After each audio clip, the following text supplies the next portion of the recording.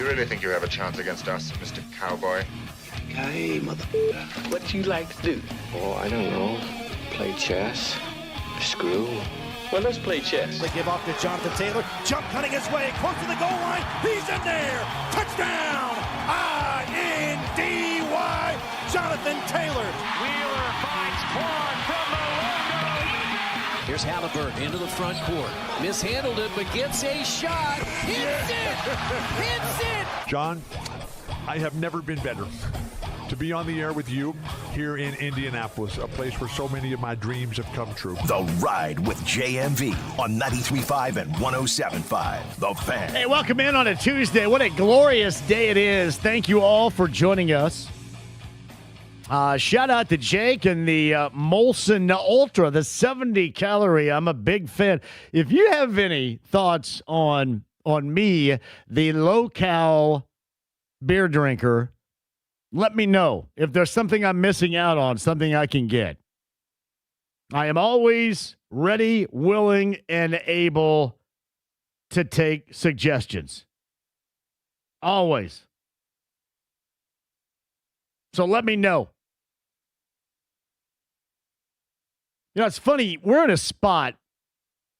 Yesterday, we started talking about the Colts and OTAs and obviously quarterback situations and whether or not Daniel Jones is ready in 7-on-7, how much of an indicator it might be where this team is going to be early on, first 4 weeks of the season. Can it sidestep trouble early on and recreate what we saw? Part of the reason why we're here is what happened in basically the first 8 weeks of the season. Is that belief? There's just a lot of questions. And we started out with that yesterday. It got to the Indiana Fever being 4-4, which is a bad start for them. They should be better. And we got to, I felt, as a basketball fan and somebody that pays strong attention, I felt that this was just about basketball. Everybody else is trying to turn this into something that it isn't. And really, everything we talked about going all the way back to the start of the show yesterday, all the way through until we heard from Caitlin Clark and Stephanie White, it all turned out to be true. What did I say? I said, now, because you got all this coming at you, you're now wide open. You had a viral video, and now it's wide open. You have all these national jackasses that are taking shots that aren't about basketball.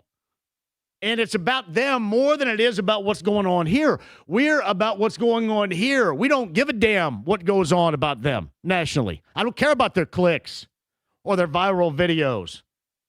And you shouldn't either. It's about the basketball and the expectations. And to create a winner around here, we can hang in this bubble because flat, I don't give a crap what happens in other places. I don't. Why? Because you don't care. We're like-minded thinkers. We only care about what happens around here. About the teams that matter to you. Yeah, sure, on the peripheral. I'll bring up the Reds. I've brought up the Stanley Cup final.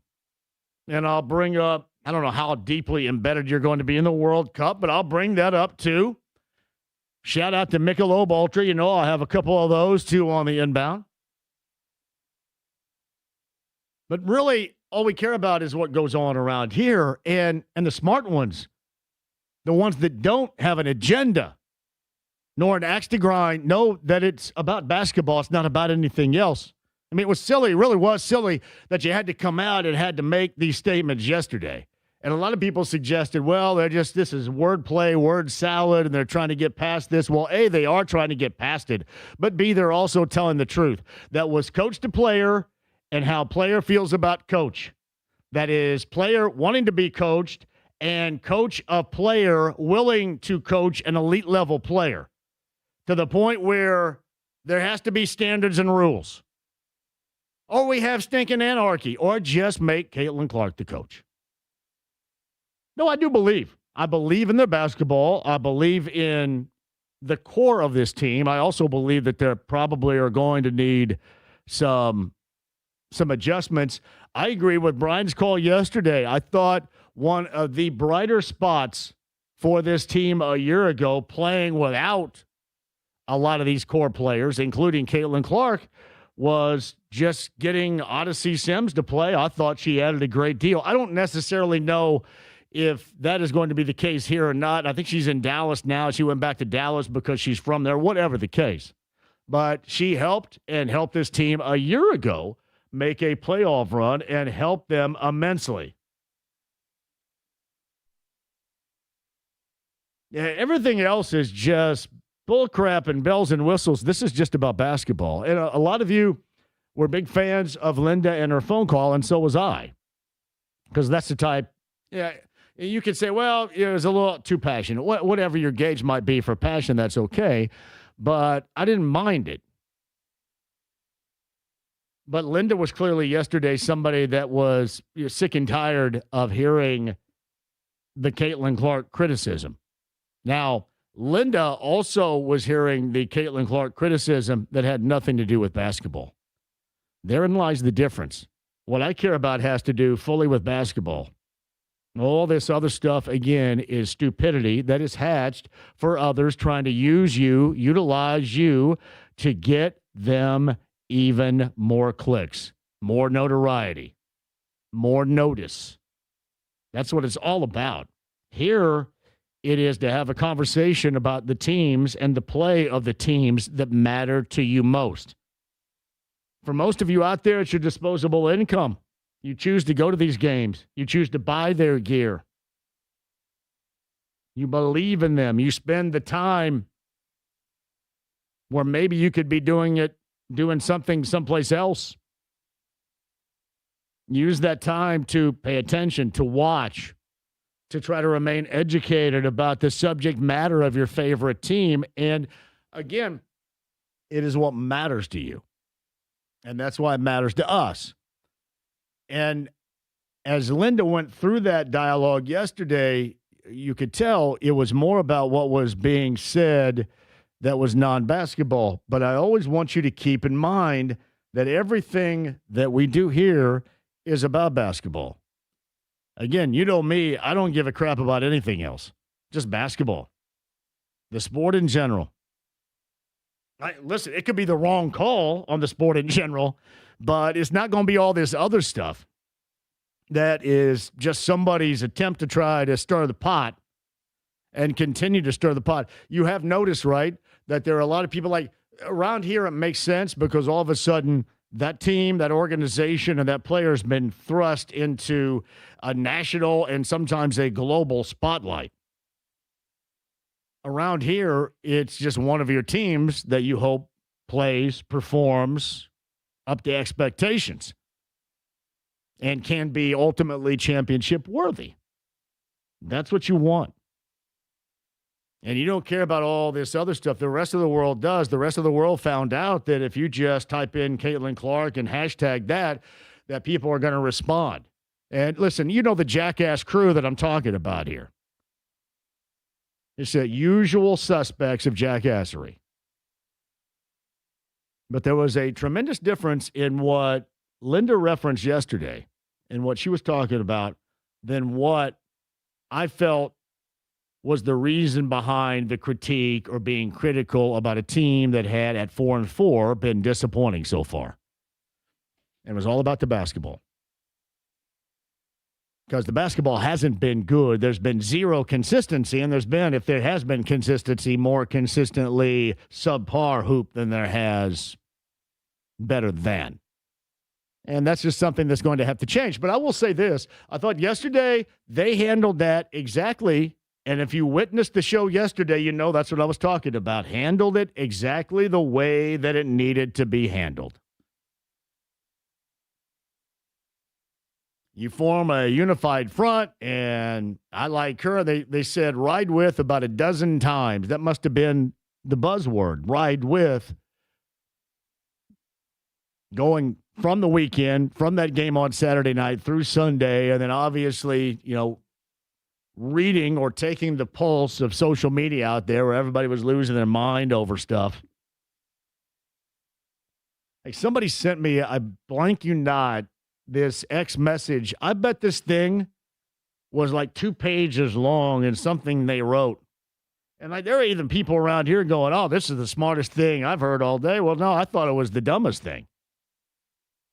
It's just about basketball. It is about playing better on both ends, showing more effort on the defensive end, and then getting this thing back in gear.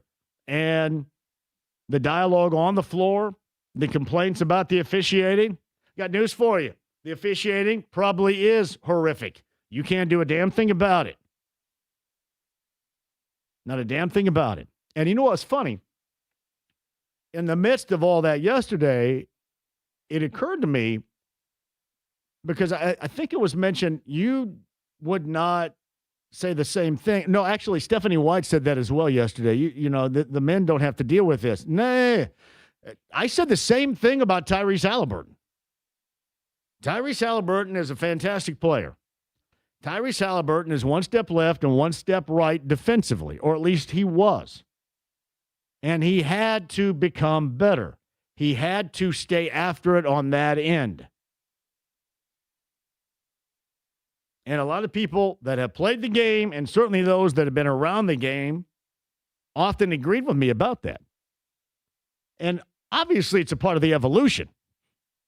But to say you just kind of pick and choose your arguments or what you're going to be critical about on that given day, you know, in terms of, you know, the NBA or the WNBA was wrong. Again, this is about basketball. If you're the team leader, or in the case of Caitlin Clark, if, you know, you're the elite level player in the league itself, you're the reason why the league gets all this notoriety, and nobody is going to dispute that. But if you're the reason why that takes place, then you're going to be held to that standard. You're going to be D'd up. You're going to be the start of the scattering report all the way to the end. You got to get past it. You got to help your teammates get past it. Then your teammates help you get past it. It is about basketball. And honestly, it is about absolutely nothing else, but had similar arguments regarding Tyrese Halliburton and the Pacers. As great as he was as an orchestrator, clearly, as just a scorer, could do it all on the defensive end, oftentimes he was messy.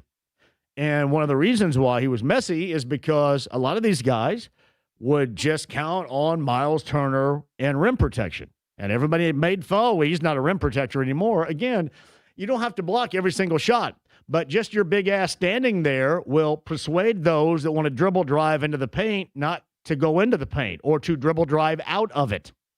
It's called reputation. Reputation comes with a big deal until further notice.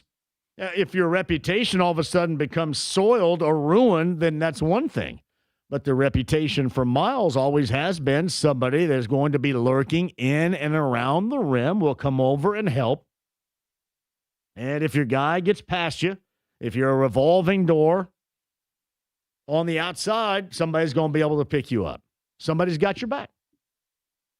It's been a little bit different because the problem is she hasn't been at all good defensively. The effort hasn't been there defensively. And her teammates haven't been any good either. So there's been nobody stepping up. It's one of those practices. You guys ever have a bad defensive effort in whatever level you played in? And then, like, the next practice, if not after the game, everybody was out on the floor doing defensive slides. Or the thunder drill, you know, where you hop up and down. Like a Norman Dale drill. That was always the punishment defensively.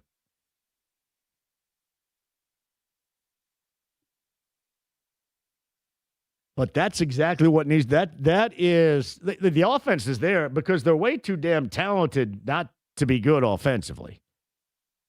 But defensively is going to take more than what they've offered so far because the effort has been minimal on that end. And there's no denying it. All you have to do is watch it. And that's just not on one player. That's on everybody. They all have stunk defensively. And to be a championship-level team, you've got to mix in a little bit of defense.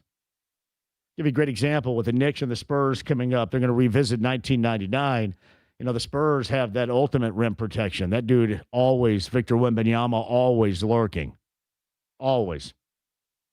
But they do have guys on the outside that will get up in you and try to guard you. Will try to disrupt you, take you out of what you can do. It's going to be interesting to see, you know, the matchup that's going to be given. I'm assuming it's going to be Castle and Brunson, maybe? Is that how it's going to be?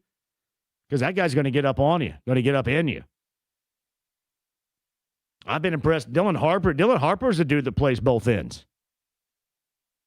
To have a championship-level team, you have to play both ends.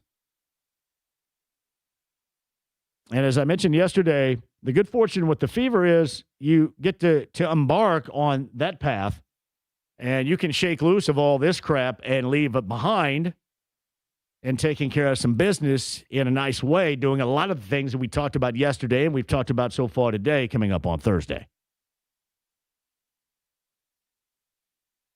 The defense, you know, everybody always talks about, you got to play. I'm right there with you. You got to play it, but nobody truly enjoys it. But when you play it, when you're inspired to play it, good things normally happen. And it would for them too. So I'm assuming defensive slides and such all the way around. Shout out to my good friend Bill Ramika. How ironic the phrase used by Clark and White yesterday about 24 times, quote, ride with, is the same verbiage used in the title of your show. Job well done. Thank you, brother. I'm glad you noticed that. So we can hit that at 239-1070. I know it is kind of a downtime, but we are not going to have any of this downtime stuff. It's like the whole down cycle process. We're not having any of the down cycle. None of the down cycle, Francis. I don't have time to mess with your down cycle, Francis. Does anybody know in which the film from the 1990s that I believe was a sequel in which I reference? Anybody? Anyone? I don't have time for your down cycles, Francis. Come on now. If I had something to, well, I do have something to give away, but I'm not going to utilize it that way. Francis should be a dead giveaway, and not Stripes. That's 80s. But we're not going to go through a down cycle. I was also thinking about it in terms of the Pacers. I've had this deeply rooted belief that you go from shoulda, coulda, woulda NBA champions to a 19-win excusable gap year to right back up in rarefied air in the Eastern Conference a year after. Am I looking at that too easily? How many of you buy what I'm trying to sell you here in my belief? Or maybe better said, how many of you out there believe that my portrayal of the Pacers from one season to the other with the core personnel being around? Obviously without the lottery selection, but with Ivica Zubac. How many of you agree that I think they should step right back in and be a major contender again to win the Eastern Conference? Or are there some of you out there that may not believe in this core and think maybe that one short little window and that ship has sailed? We've never really asked that question. And obviously my core belief with this group starts with Tyrese Halliburton. I think Tyrese Halliburton is among the most unique players, and you see him right now. You see Wembanyama, that is an alien. He's a freak. And he's surrounded by really good players, and Dylan Harper's being one of the rookie has been outstanding to me. If we weren't talking solely about Wembanyama on that team, you would be talking about Harper. Remember all the conversation with the two teammates from Rutgers, Ace Bailey and Dylan Harper? And Ace Bailey got all the conversation. He goes to Utah. I'm not going to suggest he disappears. It's easy to disappear in Utah. But Harper has, to me, been one of the better players easily in the postseason. But they have the freak. No longer the Greek freak, but the freak, the alien, whatever. We've run out of terms and descriptions and nicknames at this point. We really have. That's run its course. Then you have the Knicks. The Knicks with a lot of the same figures they had on this team a year ago. But as I mentioned yesterday, this is a relaxed and rested-looking team. And that in lies the biggest difference in why they are where they are compared to last year. And as I mentioned yesterday, there are two major differences. One would be there's no Indiana Pacers in the Eastern Conference this year. The other is, while Mike Brown may not be John Wooden Jr., nor Phil Jackson Jr., what he did recognize is a faster pace like other teams means that you're going to have to utilize some pine time. You're going to have ample support, meaning you're going to have to use bench players. Remember, there was a point in time for Pacer fans out there when we all suggested, hey, you know, in this offseason, Landry Shamet would be a great target. He's a guy that can knock down jump shots. He was an afterthought, if you remember, in New York, an afterthought. And now he has probably raised his price tag to a point to, yeah, good luck with that. All because, what? Of an opportunity. The opportunity that was given. Because you have to have more support. In an era in which you're up and down the floor and the half-court game is few and far between, you cannot run the crap out of your players before Christmas. And while Tom Thibodeau is an outstanding coach, that's exactly what Tom Thibodeau did.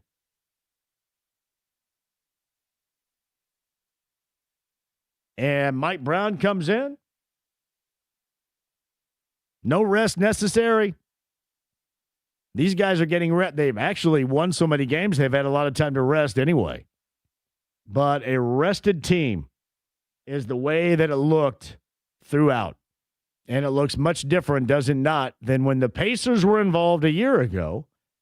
And then when they had basically 6 dudes playing major minutes the entire time.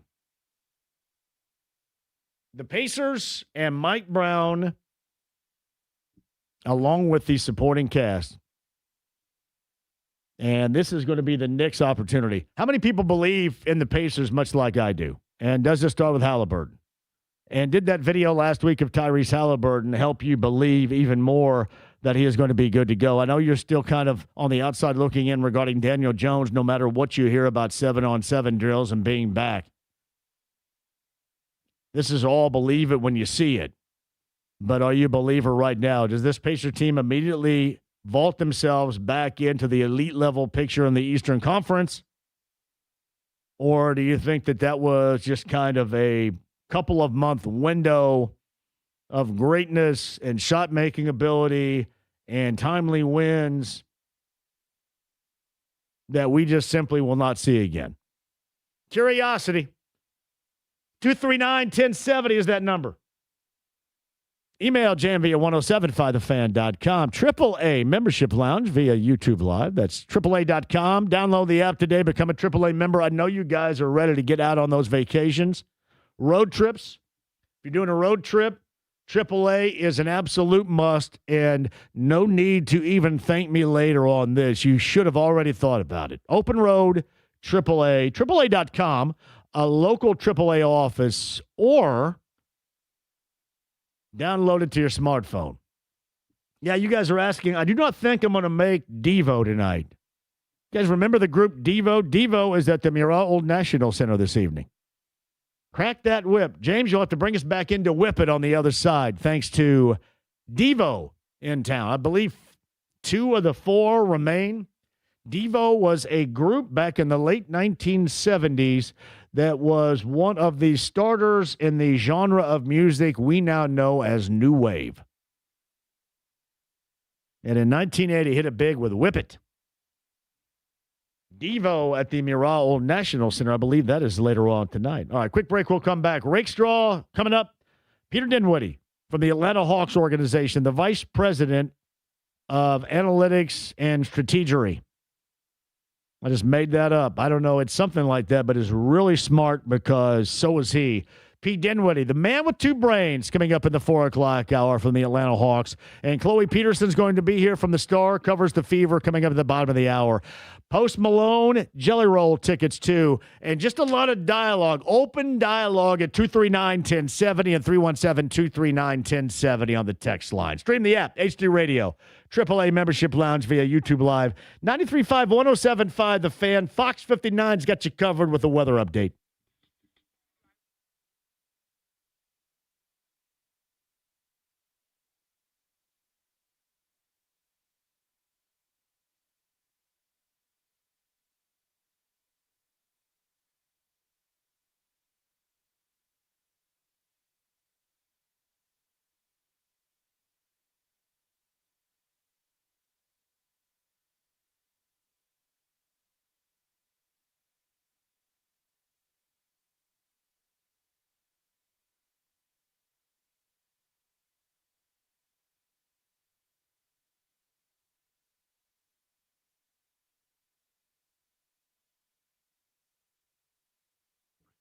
Hey, John here for LD Smith Plumbing and Drains. That is the best in plumbing right there, too. And the advice I can give with predicted rainfall coming later on this week, how's your sump pump doing? When's the last time somebody came up conversationally and said, hey, how's your sump pump doing? How's that battery backup? Well, you better know. You better have an understanding, or that could cause significant issues. That is where LD Smith Plumbing and Drains comes in. Lance and his local team making sure that you have no issues whatsoever, that you are covered. And in terms of drains in and around your foundation, if you don't want water infiltrating places, positions in which there should not be water, make sure you're clog free. That's LD Smith Plumbing and Drains at 317-927-7186. His name is Lance. That's his local team. There is nobody in the neighborhood of elite level plumbing and drain work like LD Smith Plumbing and Drains. Check him out online, ldsmithplumbing.com today.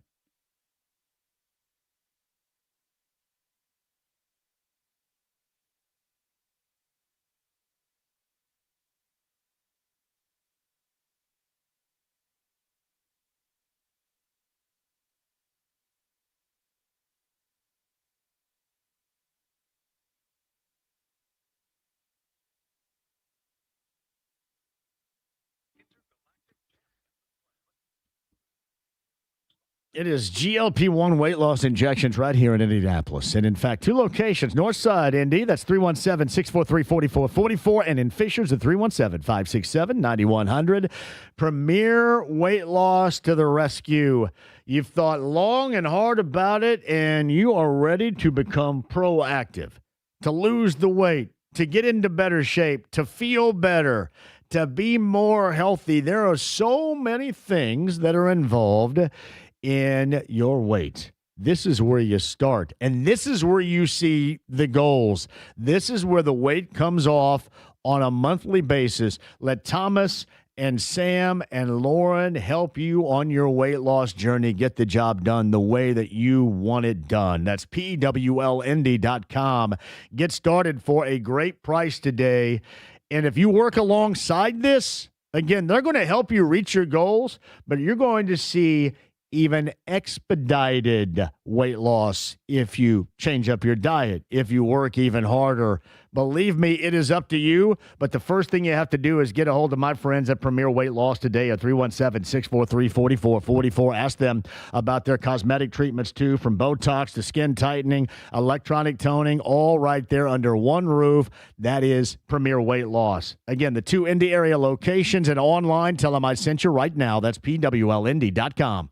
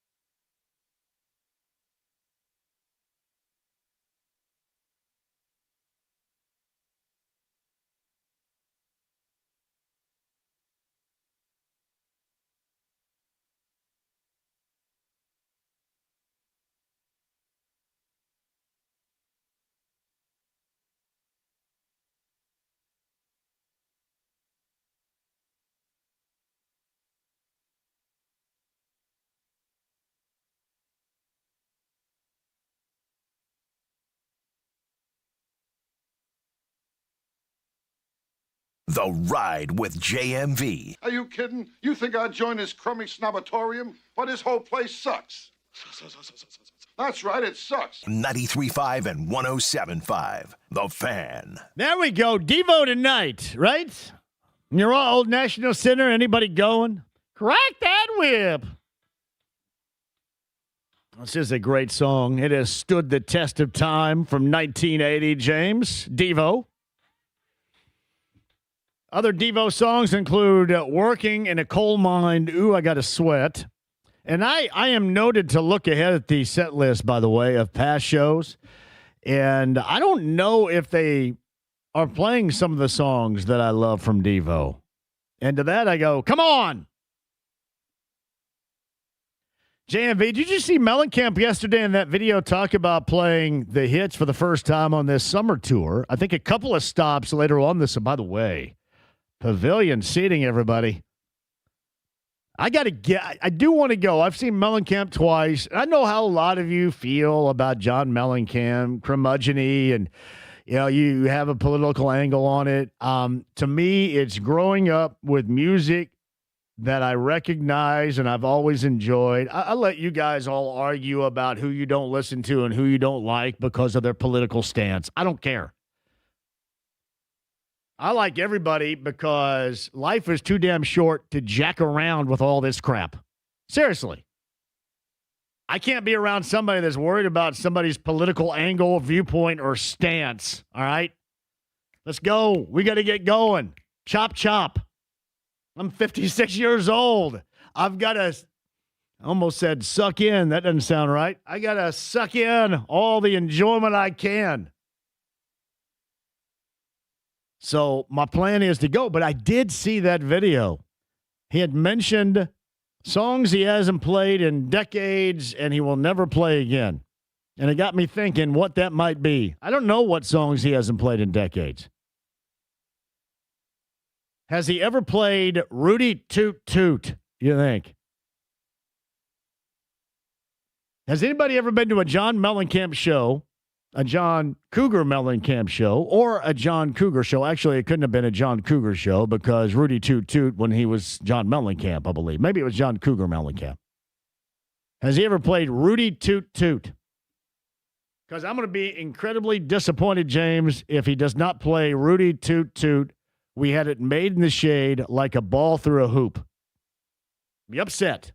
I'm going to upset this guy. Josh writes this, JMV, Knicks are good because it's the big three from Villanova and CAD. It's like watching Villanova all over again. Let me tell you this, Josh, don't lose sight because you're going to see former Hoosier OG Anunoby matched up against Victor Wembanyama. I refuse to call him Wemby all the time, by the way. Victor Wembanyama. That's going to be the focus right there. You can talk about the three Villanova dudes and Cat all you want. That is the focus. But their go-go is Jalen Brunson, and I like Jalen Brunson because I think Jalen Brunson has worked very hard to get to where he is, and I have a great deal of admiration for it, even beyond, James, the consistent head bobby. Go.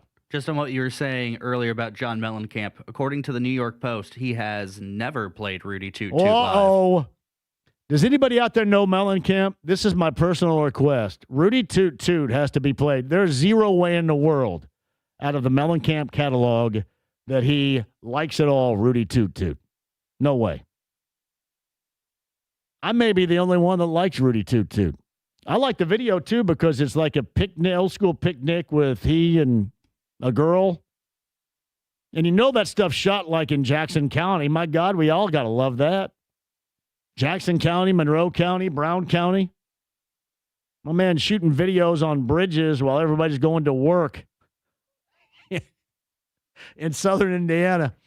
Hey, what were you doing? Yeah, I was on my way to Wetterall in Bloomington, and Mellencamp was shooting a video on a bridge.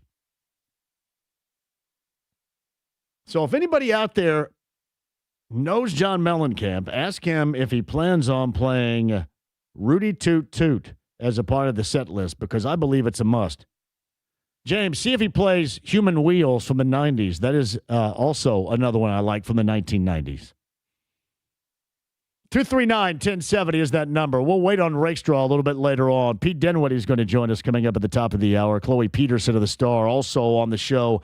Marcellus is noted for joining the All Request Saturday night after 11 with just outstanding funk greatness, whether it's Can Function or Earth, Wind, and Fire, mass production. What else? What am I missing right here?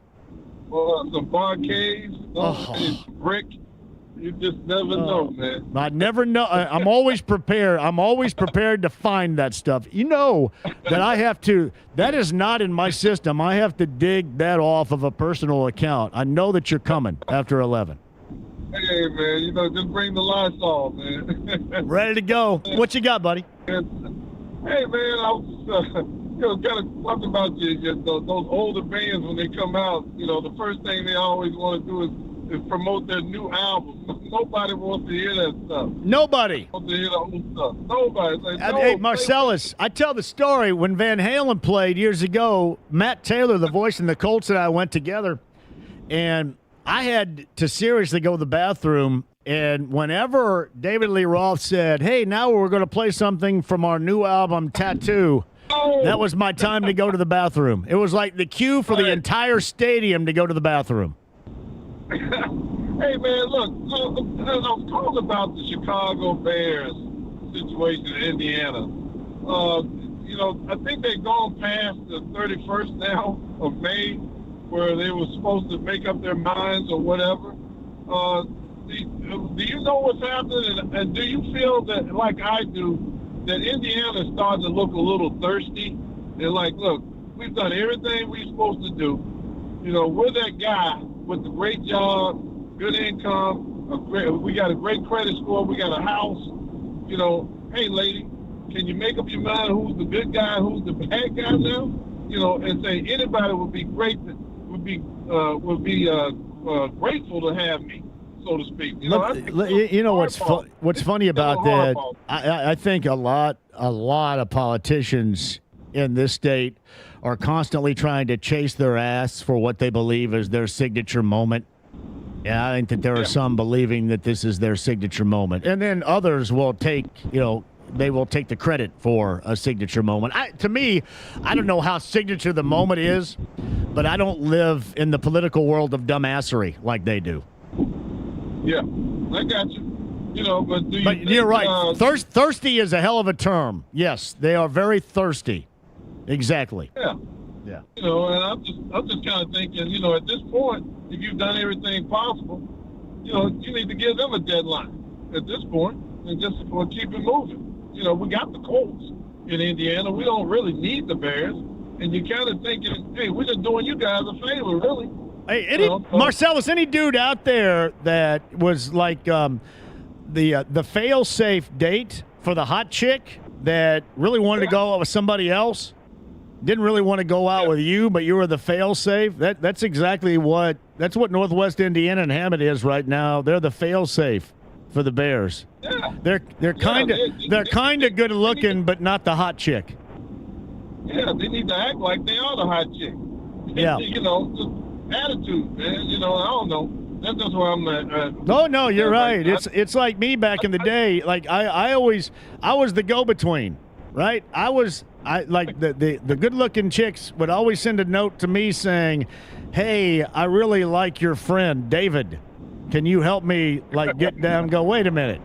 Can you help me get David? I go, what about John, honey? Come on now. They never wanted John. I think this is a similar set of circumstances here.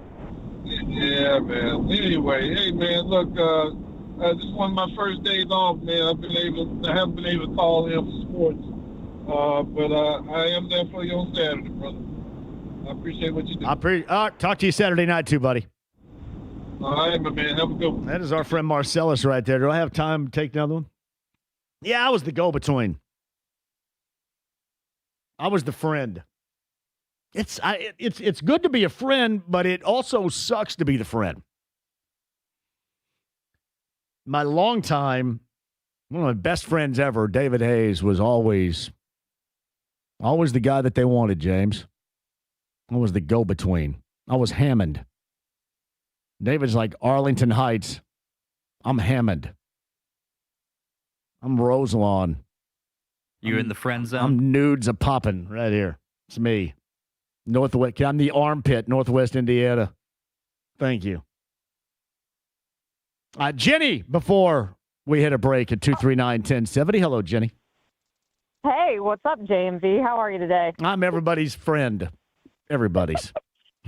Oh, man. Hey, so I heard that you were asking about me last week on the show and said because we were trying to find you down off of Georgetown.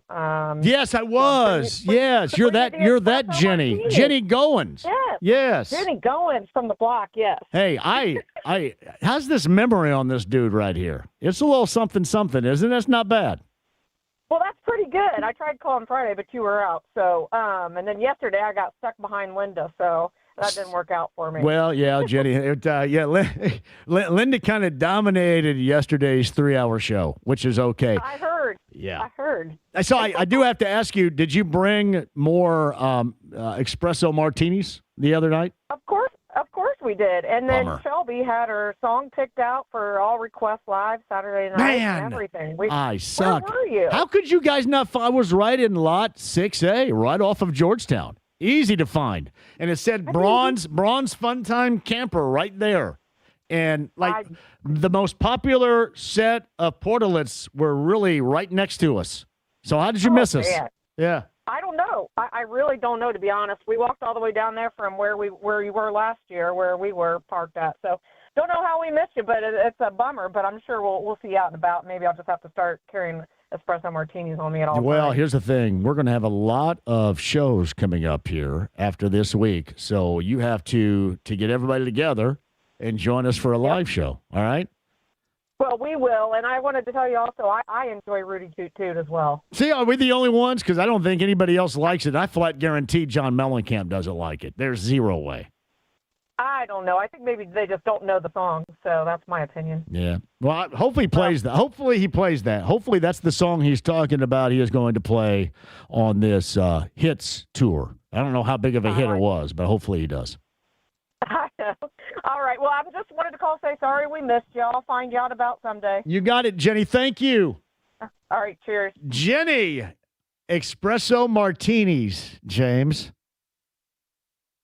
You a fan of those? That'll bag you pretty quick right there. Oh, yeah. There's probably a caloric intake that is not great for me, so I didn't drink it in excess. I already had a pretty good start, but that'll tag you pretty quick right there. Is espresso martini kind of like what wine coolers used to represent? I'm not really sure. Or wine coolers now like is the wine cooler like the high noon hard seltzer? I would say more so like that. Also, according to the Google AI, a traditional espresso martini typically contains about 200 to 300 calories per serving. I can't be doing that. Lord have mercy. That's more calories than I've had already today, and I've had like 2 Molson Ultras. That's like a whole meal for you. Woo, man, that's a lot of caloric intake. All right, Chloe Peterson, a little over 45 minutes away. Peter Dinwiddie, he's with the Atlanta Hawks, used to be with the Pacers from Cathedral High School. He was both a bartender, barkeep, and bar back in the day at Connors and Broad Ripple. He is a tremendous dude, knowledgeable about basketball. I believe he is the executive vice president of strategy and analytics. And that would be the first job on any list that whomever was hiring would eliminate me from the process. Nothing is said. There's zero way we're hiring that dumbass like the title of that gig. But the man with 2 brains in the house, top of the hour. Post Malone, Jelly Roll tickets. Stream the app, HD Radio, AAA Membership Lounge via YouTube Live. 93.5, 107.5 The Fan.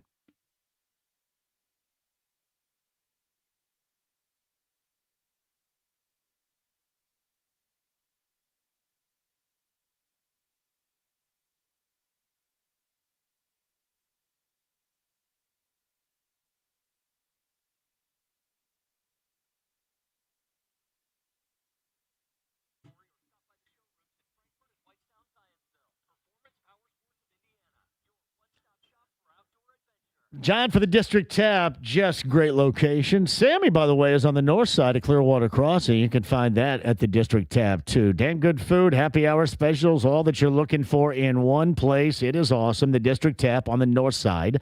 And then downtown. So, for example, on Thursday, post up, District Tap, little pregame action, Gamebridge Fieldhouse, a little postgame action after a win. Nothing better than the damn good food and the TVs everywhere, all at the District Tap. The District Tap you can ask for as well. Just the greatness in whatever game you're looking for. But the food, the happy hour specials, the event space, the catering, and more, you can find it online, thedistricttap.com.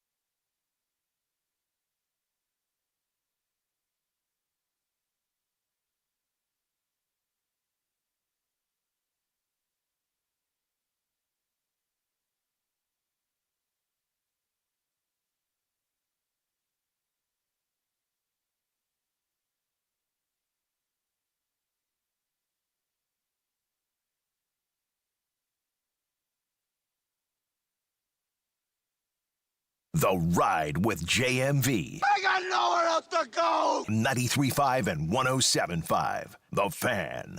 All right, turn this up, James. This is John Mellencamp from the album The Lonesome Jubilee. Said yesterday, songs from the catalog, the hits that he hasn't played in decades, and he'll never play again. And my question was, from Lonesome Jubilee, will this song, Rudy Toot Toot, James, be one of them? He said it was going to be songs he had never played in decades or decades. never played. He hasn't played forever, yeah. Well, he's never played this one. He may have said songs he's never played. Oh. Well, if it's a song he's never played, then I would say there's a decent chance he'll play this one.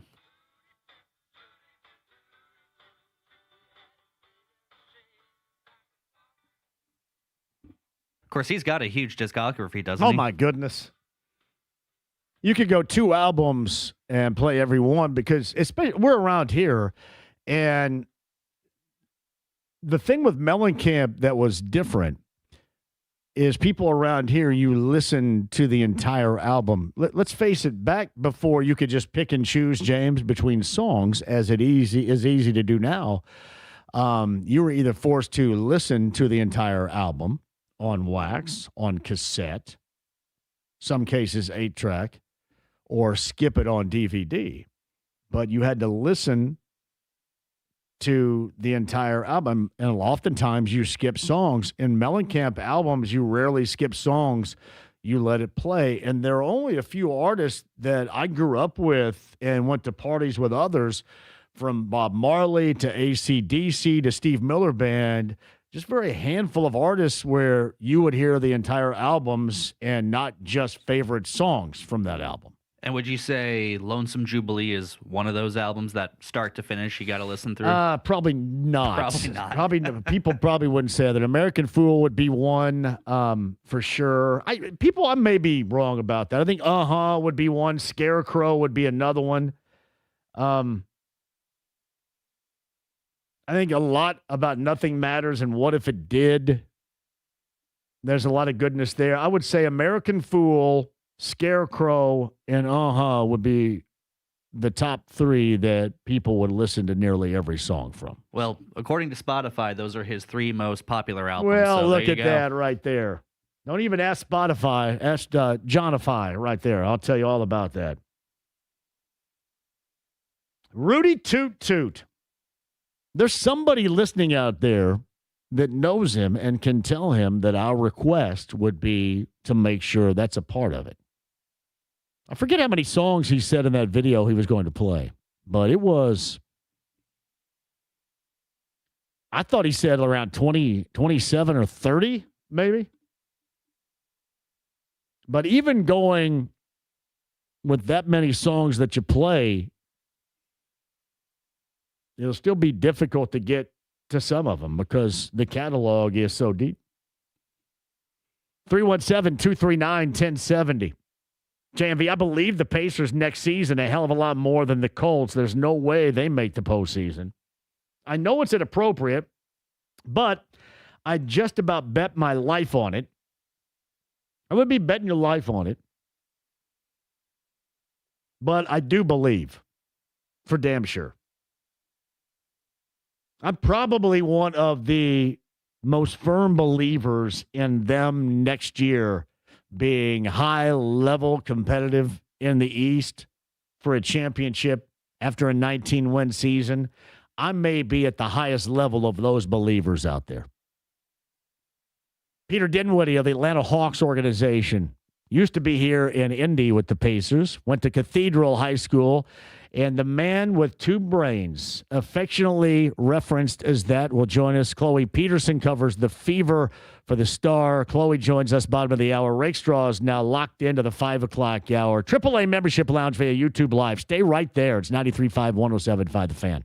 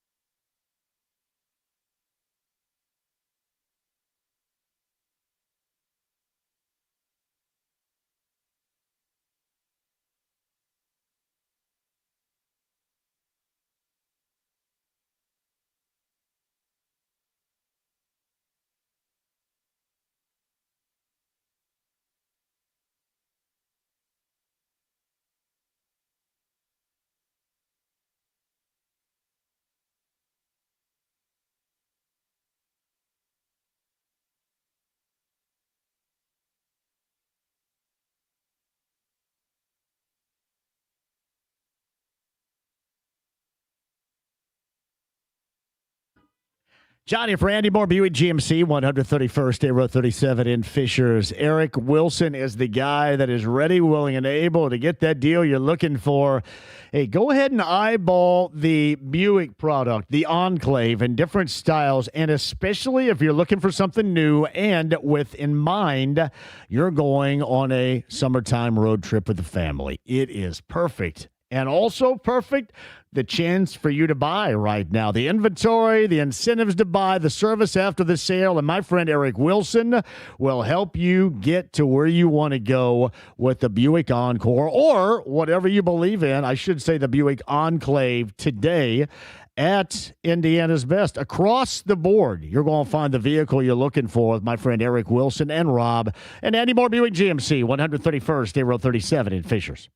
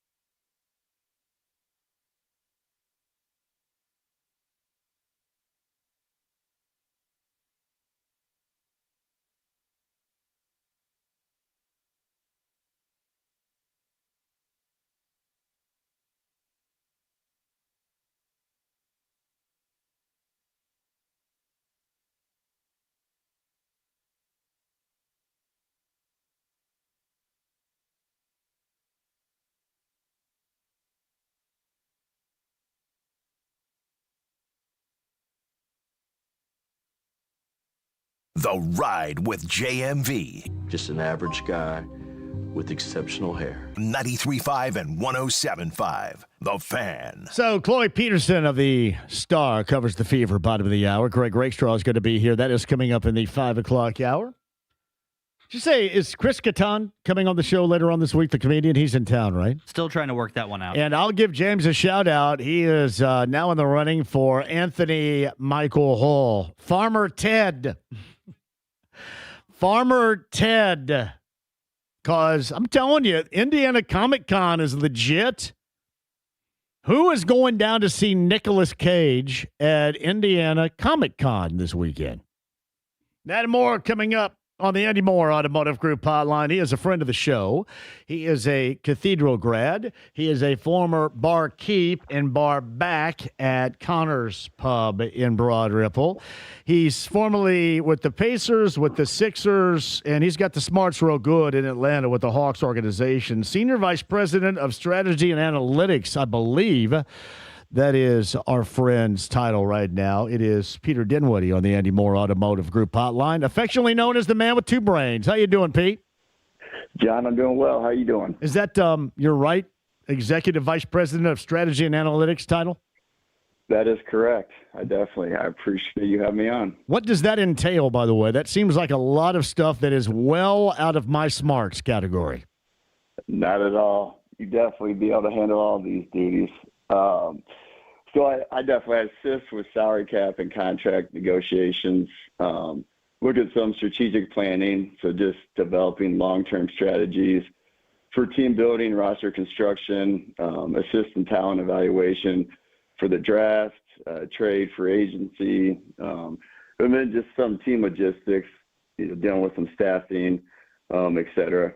So I definitely get to touch a lot of different departments within the organization. Peter Dinwiddie joins us. I'm going to get back to your time here and obviously growing up around here in a second. But, again, this is well over my head. Is there a perfect salary cap formula in terms of what you just brought up? Or is there a fast-track formula that you and others like you in the NBA would really like to follow if you could? A strategy, a formula to most get out of the salary cap with the players and the building of your team that you want? Is there one particular favorite in mind, or is it just the type of player and the type of money that player is going to get you're dealing with? Yeah, I think that's one of the fun things about the job is there's really no one way to do it. I think every team really dives in to figure out what's the long-term strategy that's going to work best for our team and our franchise. And there are always so many different factors that go into that. Some teams are going to be more in a position where they're looking to win right now. Some teams might be more in a rebuilding phase, a retooling phase, et cetera. So I think that's what a lot of individuals in similar situations as me really enjoy about the job, is just that the different strategies you're going to implement change throughout, the course of a year, the course of, multiple years, et cetera, depending on where the team is, at a current point. Is it more difficult now, and does it become year after year increasingly more difficult to deal with this, or to have a strategy that works? And I guess it only does work if you have a high level in results. Peter, we know that to be true, but is it becoming more difficult year after year for you to deal with this? I don't know if it's becoming, matter of factly more difficult. I think when the NBA implemented a new CBA in 2023, and during that initial period, this new CBA introduced a lot of different constraints and restrictions. And so until teams started to figure out how these different rules impacted some of the different roster construction methods they had been using to build out their team, I think there were some initial challenges, but I think teams have kind of figured out how to navigate this new CBA. And I think teams, now really enjoy some of the daily challenges, that they have, and, getting together to figure out what's the best way to, optimize our roster and, figure out the best path to move forward. You like your roster in Atlanta the way that it is right now? For example, what is the current, Peter, working position for you and your colleagues within the Hawks organization? Because I'm assuming that even with the way that things ended, getting to the postseason, making a little bit of noise early on, that was part of the growth process of this team and organization. Where are you guys in terms of this right now? Yeah, so I know, the first part of that, you asked about, are we excited about the roster? Really excited about the roster. Jalen Johnson was a first-time All-Star, All-NBA player. We had back-to-back most improved players, first time in NBA history. That's occurred, and that was with Dyson Daniels and Nickeil Alexander-Walker. Dyson was, second team all-defense. So, we have a really good foundation. And, being able to add to that foundation through the draft free agency is something, we're excited about. And then I know you also asked about the playoffs. Making the playoffs, that was a goal that we had last season. So being able to accomplish that was a win for the franchise. As you're familiar with, just internal growth and development is definitely an important aspect that teams utilize, as you're trying to improve. And that was something that we had identified during our, as one of our team building philosophies. So putting the team in a position where they could experience a playoff atmosphere, just being able to internalize some of those different playoff pressures, experiencing the physicality and pace of playoff basketball was important to the franchise. So being able to accomplish that, was a win. And, we were satisfied with that. But, now we, have to try and take another step and just continue to improve and, put the team in a better position. That is Peter Dinwiddie. He is the Executive Vice President of Strategy and Analytics for the Atlanta Hawks, also known as former barkeep and barback at Connor's Pub, I believe, in Broad Ripple. You were both, right? Barkeep and barback, correct? Yeah, definitely. So I was at Connor's, and then I was also at the Mousetrap as well. Oh, the Trap. So, I was at the Trap about a month ago. The Trap is one of my home away. And I actually, last year, I was at Connor's Pub. Yeah, you know me and my show. I make all the tours to the great places. You definitely do. Those are two of the favorites, or my favorites at least. Yeah, and a lot of favorites around here, too. Do you miss Indianapolis? Do you miss this area? I know this is all a part of your growth and in what you do and what you love to do in the NBA, but do you miss it around here? Yeah, I mean, like Indianapolis, was home. So it's definitely, I mean, like I've got a lot of family in Indianapolis. It's always been like a special place, to me.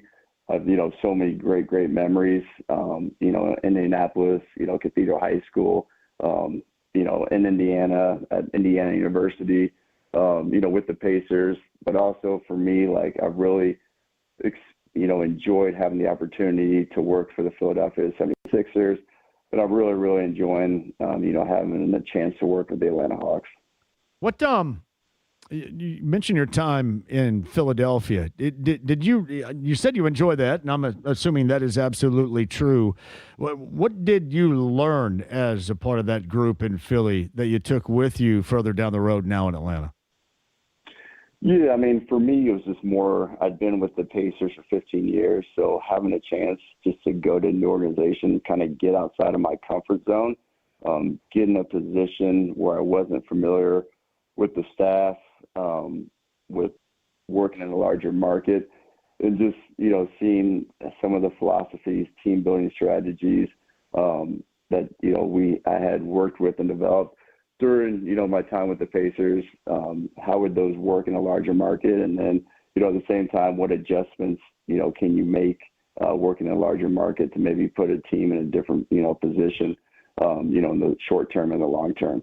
So, strategically, I was able, just to learn a lot from working with different people, which was, extremely beneficial for me. I was going to ask you this too, and this is truly my feeling. I'm just curious about yours. It seemed like that when you left Indy for Philly, you thought that it was going to be something, and then they brought in other people, and it wasn't quite like that. Is that fair to say, or did that all go through a pattern that you fully expected when you were hired there? Yeah, no, I mean, like there were definitely some changes, that occur within the franchise, but like my time in Philly was extremely positive. Just being able to work with some really, really talented people at a high level was extremely beneficial to me, just because I was able to, look at team building through a different lens than some of the things that I had learned. And so being in a position just to continue to grow, continue to learn was really, really beneficial, to me. And it was, I mean, like I always say, like team building, like individual growth isn't linear. So just, you always have some ups, always have some downs, but it was really, really overall positive experience for me. Yeah, well, we miss you around here because you're a heck to see out and to talk to as well, and certainly it's interesting around here right now. Really, the Eastern Conference is something that outside of the Knicks that obviously you guys saw in that first round, and they've since ridden roughshod over the rest of the Eastern Conference. This thing looks going into next year about as wide ass open as it could be for a lot of teams. Is it not? Am I looking at this wrong? No, yeah. I mean, I think, big picture wise, I mean, there are going to be obviously every year there's some favorites, from the East, from the West going into the season. But I think, there are, some different teams that might not be projected to do as well, currently will probably, get better, improve via trades, improve via free agency. And so, yeah, I mean, there are going to be some teams in the East, next season that probably are going to take a step forward that, some people, aren't recognizing right now, which is why this time of year is always so much fun, just because you really have a chance to sit down, analyze, what went right, what went wrong, and then figure out what we can do to put the team in a better position moving forward. It's Peter Dinwiddie with us. He is the Executive Vice President of Analytics and Strategy with the Atlanta Hawks, formerly of Philly and the Sixers, and worked with the Pacer organization for a number of years from Cathedral High School. He's on the Andy Moore Automotive Group hotline. I mention this because somebody we both know very well occupies a general managerial position down in Bloomington. Collegiately, that was something that didn't exist going back to when you were with the Pacers. But I'm curious with somebody like you in your position and being able to handle roster building, and understand the rules and execute a year-to-year game plan. Were there ever any overtures about any college programs for you? Because that general managing position is something that is well sought after now by most of those major basketball programs. Did anybody come at you with a thought that this could be a destination for you in the future? No, I never had any conversations regarding, any of those collegiate jobs, but I'm super, super excited. I know, just for Ryan Carr and for Indiana and, I think they had a pretty successful, quote unquote off season. Looking forward to, watching IU. I think, the world of Ryan, very, very smart. I think he's going to, do a really, really good job. I think did a good job during the portal, and I think he's going to continue to do a good job. So I'm really, really happy for Ryan and looking forward just to, seeing what he continues to do with that roster. How does that differ from what you do and what he does? Obviously different levels, but, the same, I would guess, at least on some level, a similar philosophy. How is it similar and how is it ultimately different? Yeah, it's a good question. I don't have a really good grasp and understanding on a lot of the collegiate rules, but just big picture wise, what you're doing is putting a team together. Obviously, you have a budget, you're trying to put the team together within the, budget, those financial constraints, and you're trying to, you have a coach and you're trying to fit the roster on the coaches or build a team that's going to fit into the coaches, philosophy, playing styles, et cetera. So big picture wise, there are a lot of similarities. I just don't have a good feel and understanding for a lot of the different NCAA rules.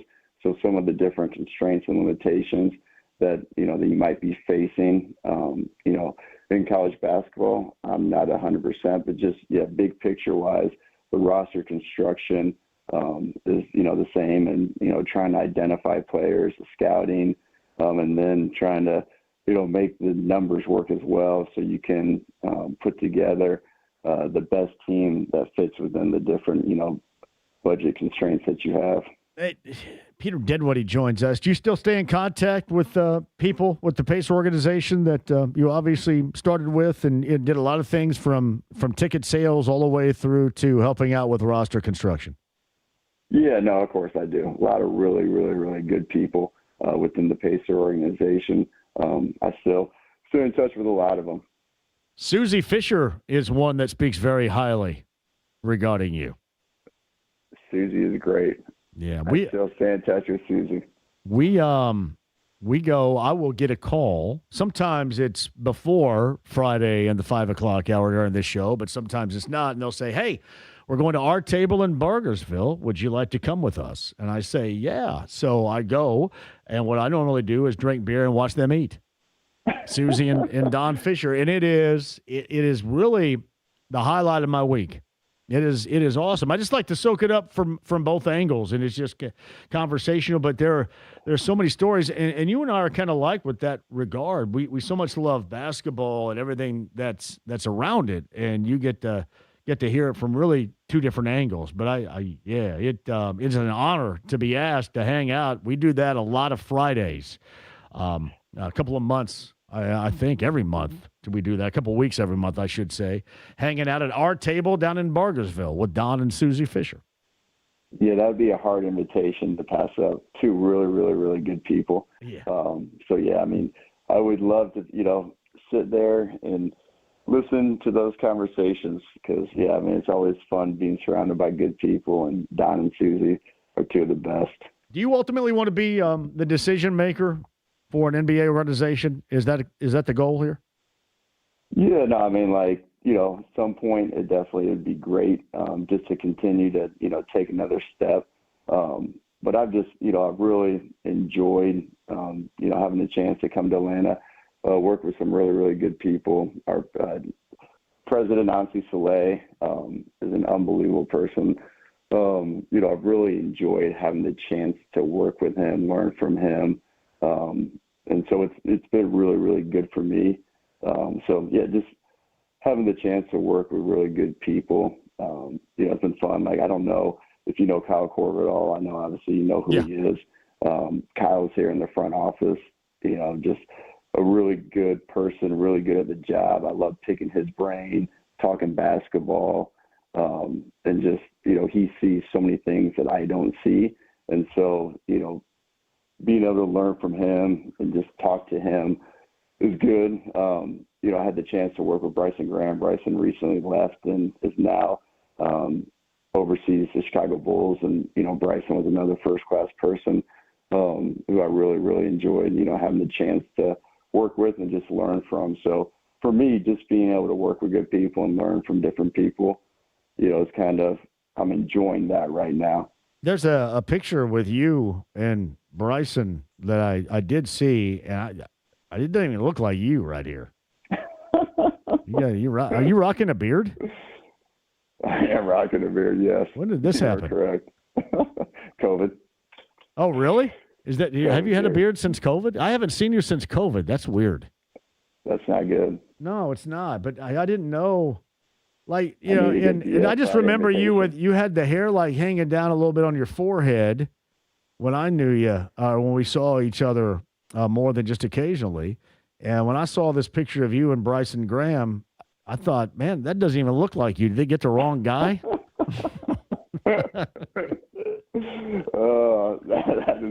That is me. I need to. Yeah. One Friday, if I'm back in town, I need to join you and Susie and Don. Yeah, that would be an absolute must-have right there. How often you get back here? It really varies on the calendar, just depending on what, this time of year is always very, very challenging, just with the draft, free agency, and then in August when things, slow down a little bit, I will get back in town, get back to Indianapolis for a little while, which is always enjoyable. But, yeah, it just kind of depends on, the time of year and what we have going on with the NBA. Yeah, well, you got to do that, and we'll go with Don and Susie, or I can meet you at the Mousetrap. Going to hang out there a little bit. Maybe, I don't know, slide by one of the old haunts up there, too. You stay in touch with the former Cathedral folks, too? I do. A lot of good people in Indianapolis that I stay in touch with. Cathedral, really, really good high school. So I definitely stay in touch with a lot of people from there.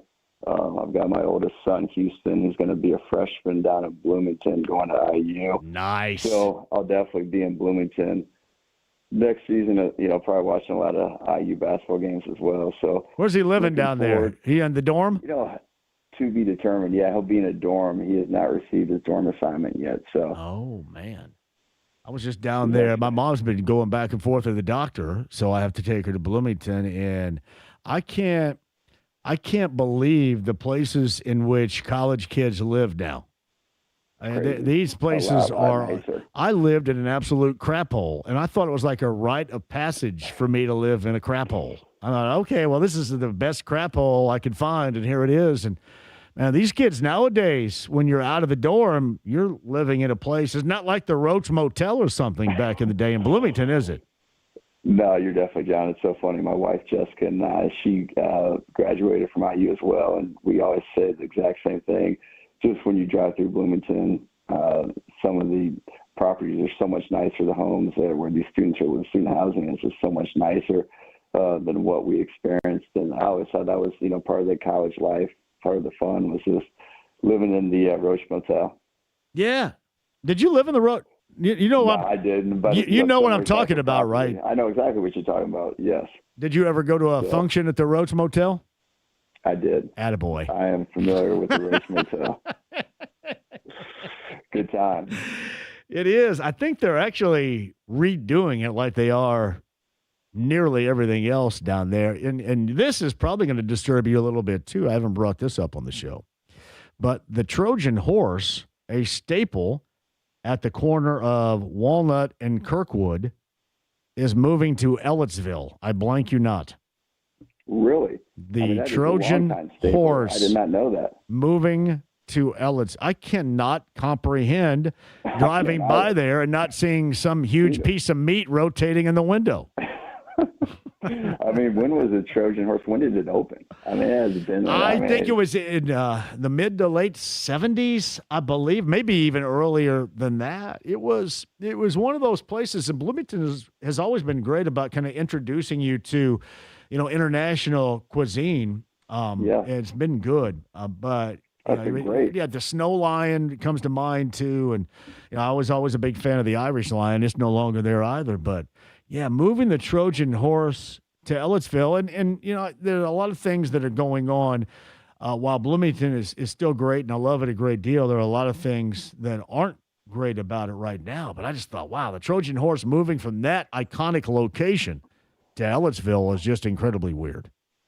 Yeah, I was not familiar with that move. It is bizarre to me. They got to take that big-ass door with them, don't they? You can't leave that big-ass door there, can you? Nah, you definitely. You ever try to get in there and you just try to wrestle with that thing, trying to get in the door was tough enough. It was extremely challenging. You're right about that. Yeah, that door's got to go with them. That's going to be in Ellettsville as well. I'm really happy for you too. In closing, you get the Spurs and the Knicks in the NBA Finals. What do you like about this? Just when you're just watching it as somebody, in the higher up in a different organization in the same league. What do you think about this matchup, this best of 7 Finals? No, I mean, I'm really looking forward to the season, looking forward to the series. I think both teams are playing, really well. Obviously, both teams are in the finals. I think the Knicks have won 11 in a row.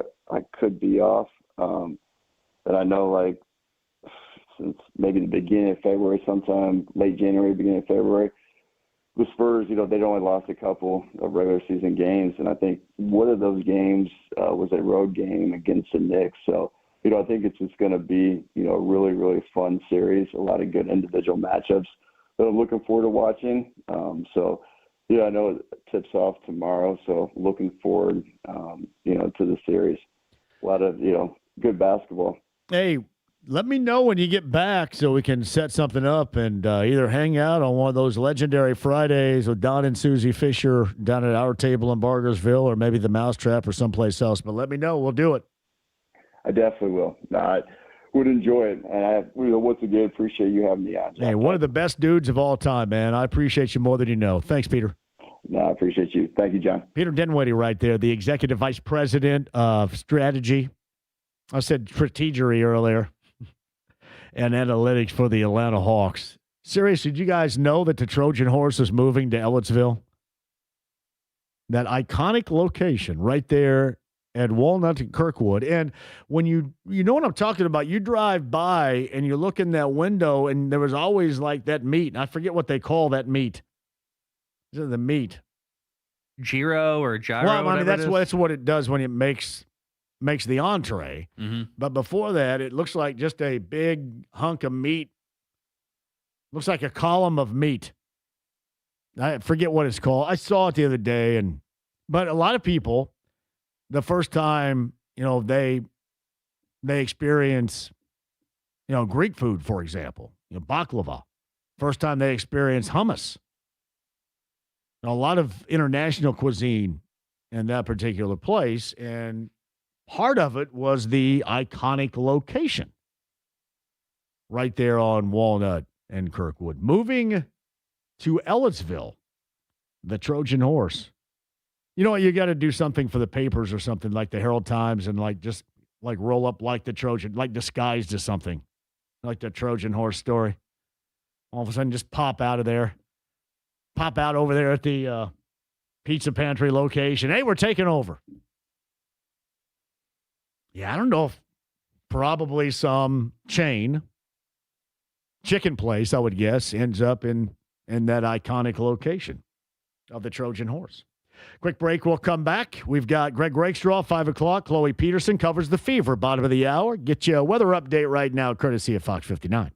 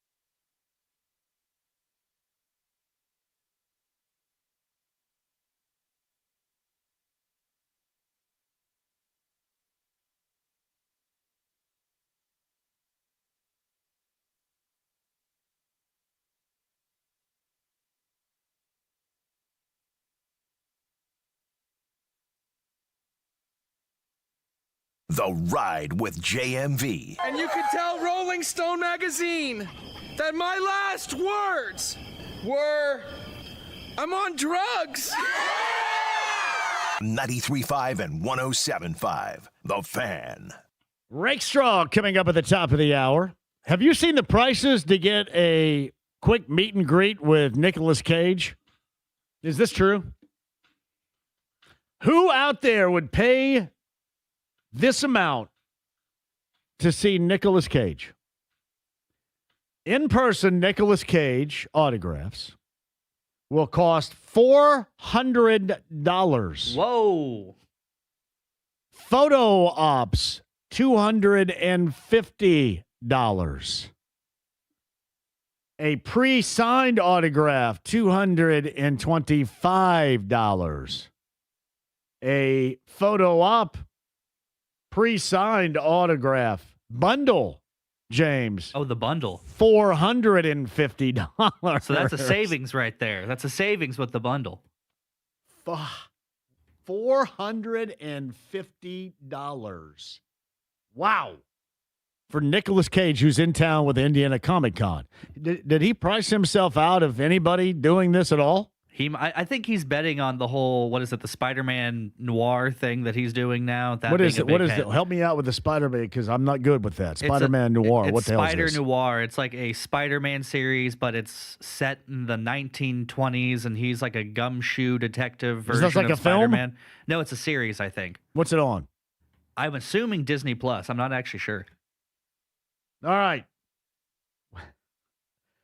Would anybody pay? I'm just curious. Anybody out there paying for Nicolas Cage? Like, my favorite Nicolas Cage will always be Valley Girl. Because if you remember, he shaved his chest hair to look like a triangle.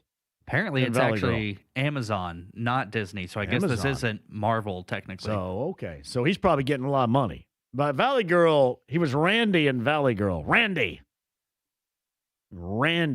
But he shaved a triangle. It was weird. I don't know why he did that.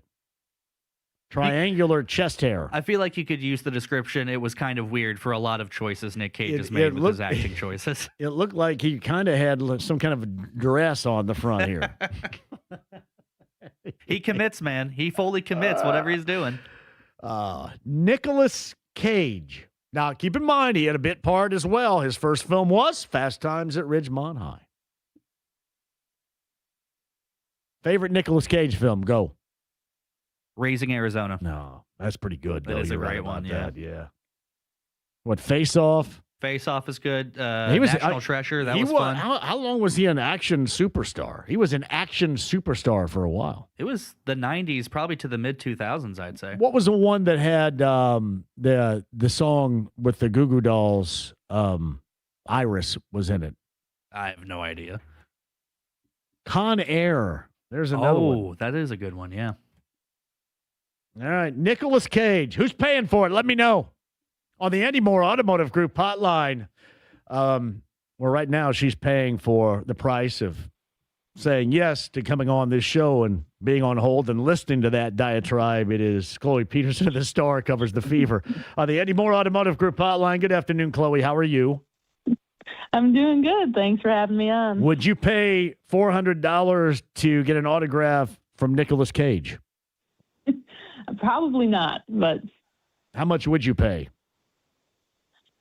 Maybe like $25. $25 from Chloe. Well done. City of Angels is what I was looking for. I'm going to sing Iris to Chloe right here if we're not careful, and that's really going to be a turnoff. My bad. All right, so it was a turnoff the way the Fever played, certainly on Saturday night. And a 4-4 start is not ideal. It is widely disappointing. Now, you can still make up for that on Thursday. We see how they come back and play. The one thing that I noticed, and I talked about this yesterday before they met with you guys in the media, you needed to form a unified front. That coach was being coach, player was reacting as a competitive player, and that is what occurs in that particular relationship. But at the same time, you still like and respect one another a great deal. I thought that had to happen, and that's exactly what did occur yesterday.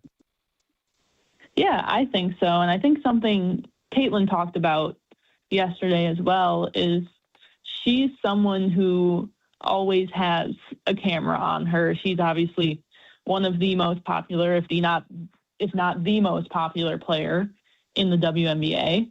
And what comes with that is being a bright spot all the time and always having a camera on her. So this is one of those things that was caught on camera that maybe, obviously it was a heated moment between her and Steph White, but it's something that happens to all teams in all leagues. And it was just something that was caught. So Chloe Peterson joins us at the Star, covers the Fever. There was a team meeting too, correct? Yes, that was not about, obviously, specifically this, but just about their winless road trip as a whole and what they need to do to get past it. What were the bits and details from that team meeting that you gathered from talking to folks, Chloe? Yeah, it was kind of funny because we talked to Sophie Cunningham first, and she told us first about the team meeting. And then when we asked Kelsey Mitchell, who came up to talk to us after Sophie was done, she said, "How'd you guys know about this?" But what Sophie said was it's just talking about where they need to be, like where they need to find an identity offensively, where they need to be defensively, which is obviously a lot better than where they are now, and something where they just were able to talk freely. And she said, quote, "peel back all the layers." So it's something they needed to do to get back on the same page of what they need to do to get better. Well, the biggest layer to me, they don't have a problem. Even with the best player struggling offensively, they don't have a problem on the offensive end. To me, it's defense, Chloe, and watching as much basketball as I have watched, there is a lot that could be inspirational in just a simple putting more effort into it. And Caitlin Clark is a part of that equation too, because there are times when it appears there's not much interest in guarding anybody out there. And that has to change. Yeah, I think so. That's something, Kelsey Mitchell talked about too today, is everybody needs to buy into playing defense. And that's something she said, and Sophie Cunningham said too, that, defense isn't, the moneymaker in a way. It's not something, people want to do, but, Sophie said defense wins championships. And that's been a saying for years, decades, however long. And I think that's just something they need to buy into, playing defensively as well. Chloe Peterson of the Star covers the Fever. She's on the Andy Moore Automotive Group hotline. Chloe, normally too, you don't really find that next championship level step until you do it. And those that don't ultimately will suffer the consequences of not living up to expectations. So it's what I mentioned a little bit earlier. You started disappointing 4-4, but the good news is you have time to come back from that. And the better news is you have time to really make a statement throughout all of this dialogue for the past 48 plus hours and all that will be going on until Thursday. You have a chance to really show yourself against Atlanta. So the opportunity is there if they can figure this out and get down to business, especially on the defensive end. Yeah, I think so. I know Kelsey Mitchell said today, too, she was glad this kind of reckoning in a way, or this team meeting, these frustrations kind of came early in the season versus later when they're potentially fighting for positioning in the playoffs. But I think the Atlanta Dream, too, they are one of the best teams in the league to start the season. They're 5-2, and they are not going to just let up at all, I think. And especially after, last year, the Fever beat them in the first round of the playoffs and as the underdogs too. So I think they're going to come in with a lot of fire, and the Fever are going to have to match that, especially defensively, and they're going to have to just buy in first off defensively, as you said too. You know, Chloe, too, in closing here, we know that the fan base around here gets caught up in the non-basketball stuff. And the non-basketball stuff normally is created by those that have an agenda or just want to bring some notoriety, because really all you have to do is hashtag Caitlin Clark and everybody goes crazy no matter what you say, and you get response and notoriety from it. And people nationally definitely use that to their noticed advantage. But I think the best part about this team is to be able to show that it is only basketball related. Are they good? Really, that'd be difficult to do because it is constant. And it just seems like day after day, it becomes more magnified. Can they easily zone all that other stuff out and just focus on their level of basketball play, as we hope they will? Yeah, I mean, they've talked about ignoring social media, ignoring, people's sensationalizing in a way, like starting from last year and going into this year. I think it gets a little bit more difficult, especially with, how viral the disagreement between Caitlin and Steph got this weekend, obviously with national TV talking about it and sharing their opinions on it. I think it got a little bit more difficult to ignore that in a way. And, both Caitlin and Steph talking yesterday were, just frustrated with how much attention it's gotten because they thought it was nothing and they didn't think any more of it after the disagreement happened.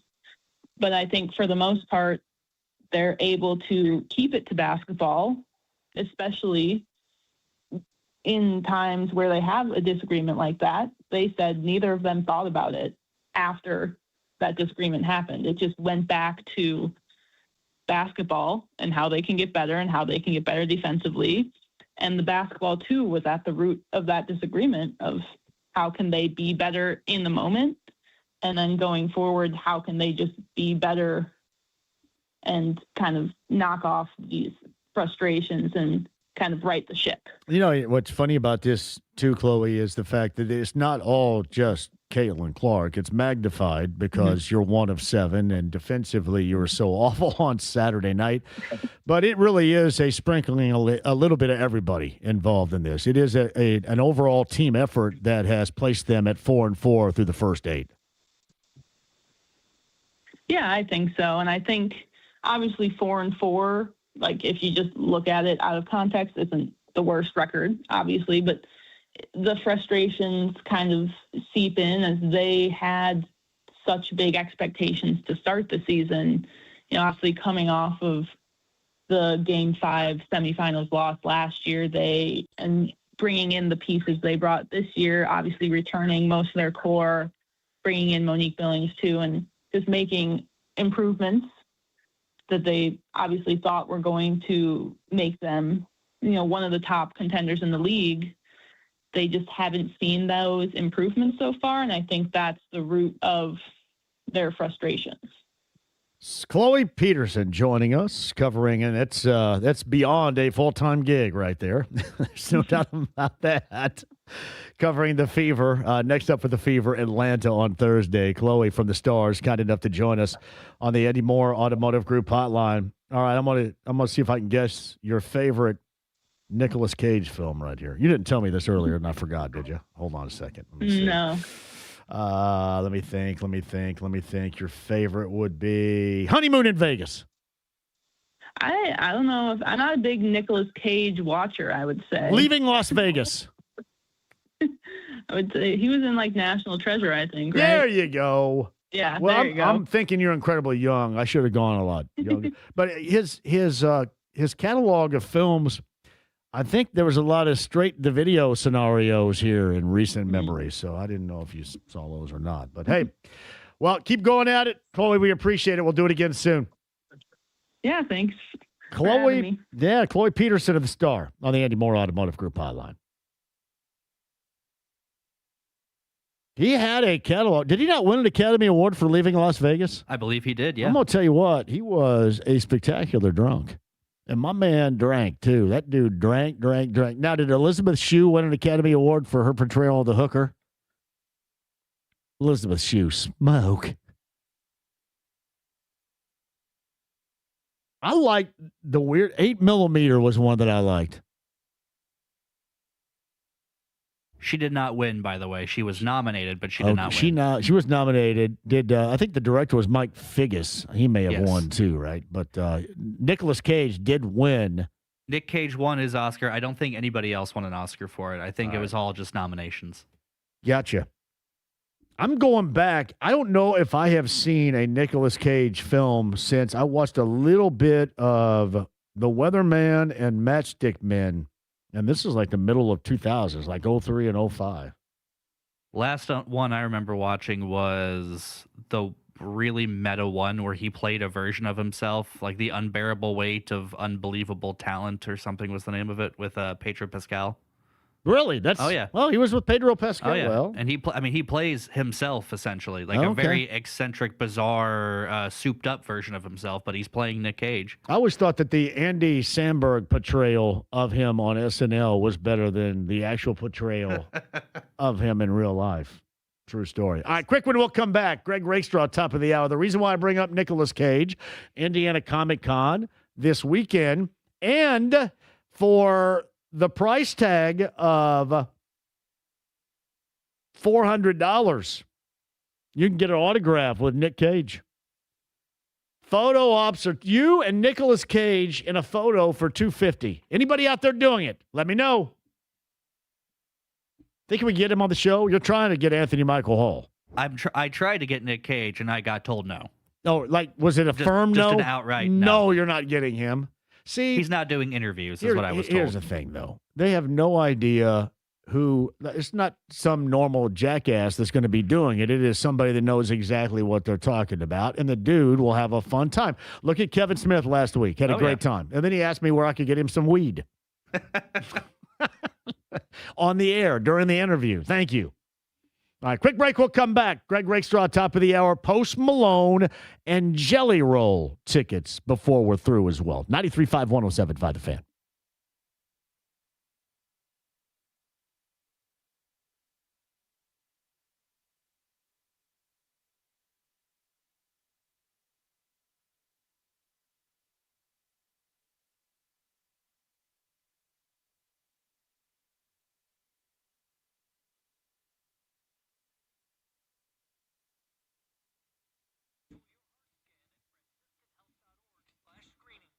I have a great idea for you, my friends out there. Never, ever, ever paint your house again. And I'm not just talking about your house. Maybe it's residential.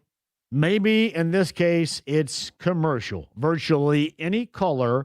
The ceramic coating specifically formulated for this unique climate. Of course, I'm talking about Rhino Shield. That is Rhino Shield with the 25-year transferable warranty, meaning you don't have to mess with it again. How beautiful is that? 888 Rhino 41. This is even better.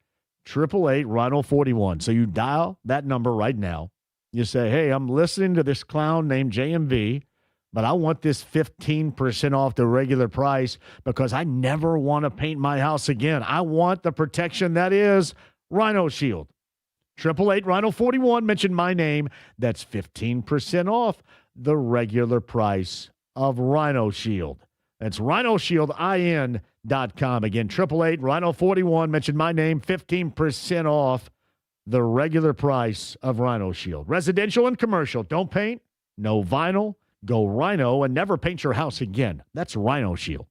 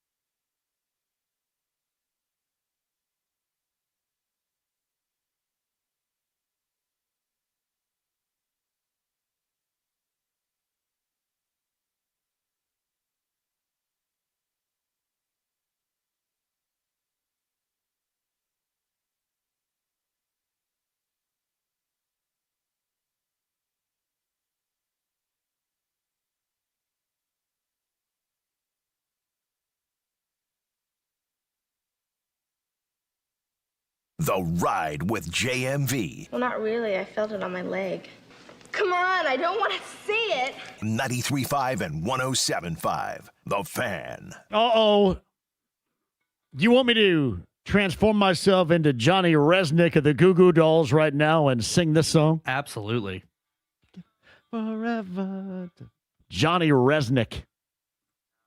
Once upon a time, somebody said, you know what? You look like Johnny Resnick of the Goo Goo Dolls. I thought, what? Iris, City of Angels. So I know you've gotten a comparison to Rascal Flatts singer. Rascal I haven't heard Flatts? the other one. Especially when I was fat. And also, back in the day, I got compared to one of the guys in Color Me Bad. He's really fat right now, too. Was it just because you were a fat guy? No, I don't think so. Back then, it was a chick. I was rocking a red turtleneck, which is a great choice. A red turtleneck with my gold chain on the outside of it. Oh, wow. And this was the 90s, right? This chick said, hey, you look like the lead singer. And I guess they were all kind of lead singers, but I guess he was the leadish of singers of Color Me Bad. Because if you remember, it was weird. They took 4 dudes and they transformed them into lookalikes almost of popular singers of the moment or performers of the moment. And he was almost kind of like the Vanilla Ice type of guy. He was the hip-hoppy Vanilla Ice, you know what I mean, type of dude. And then they had a guy that looked like George Michael, and they had a guy that looked like Terrence Trent D'Arby, and they had a guy that looked like Kenny G. So they're like covering a lot of different areas with these 4 dudes in Color Me Bad. It was a weird combination. I don't know if they ever were formed with that in mind, but that's exactly how it looked to me. Said, hey, you're taking all these different personalities and cobbling them together. So I'm looking at a photo of him from, I'm assuming the 90s. I would hope it's the 90s. Yeah. I don't see it at all with any one of them, comparison-wise to you. Yeah, it's weird. Yeah. Not Resnick. Did you look up Resnick of the Goo Goo Dolls? Do we look alike? Actually, the Goo Goo Dolls, and people will tell you they are very good in concert. Good band. Long Way Down, I believe, which is from the film Twister, is an excellent 90s rock tune, friends. Excellent. I don't see Resnick at all. I don't either. What are these people thinking about me? I mean, he had long hair, didn't he? Yeah, I don't see it. And in the 80s, they say I look like Emilio Estevez. Oh, yeah, people called me Estevez back in the 80s. That one I can kind of I actually see. was digging on that. I like that. Yeah. A quick break. We'll come back. Rakestraw on the other side. I know a lot of you are asking about this. He is not a guest on my show, and there is a story of mine, and I think I've told this before, with Scott Agnes, and this is it. It was just me. He's never done anything to me, but I'm like a grudge holder. And I've told you this before. If I have a significant flaw of many, at the top of the list is me holding a grudge. I hold a grudge like crazy. And my dad was one who's no longer with us. So I'm a big-time grudge holder. So I haven't had Scott Agnes on. I've never said anything on the air about what he did, and you know, it's fine what he does. And when I'm gone, people have him on this show when I'm out, and I know the other shows have him on. But you guys are asking me about him getting his credential revoked. Evidently, he came out on social media today, and I'd heard this story over the weekend that he had his credential revoked by the Fever. Because of something he said about Caitlin Clark that was inaccurate.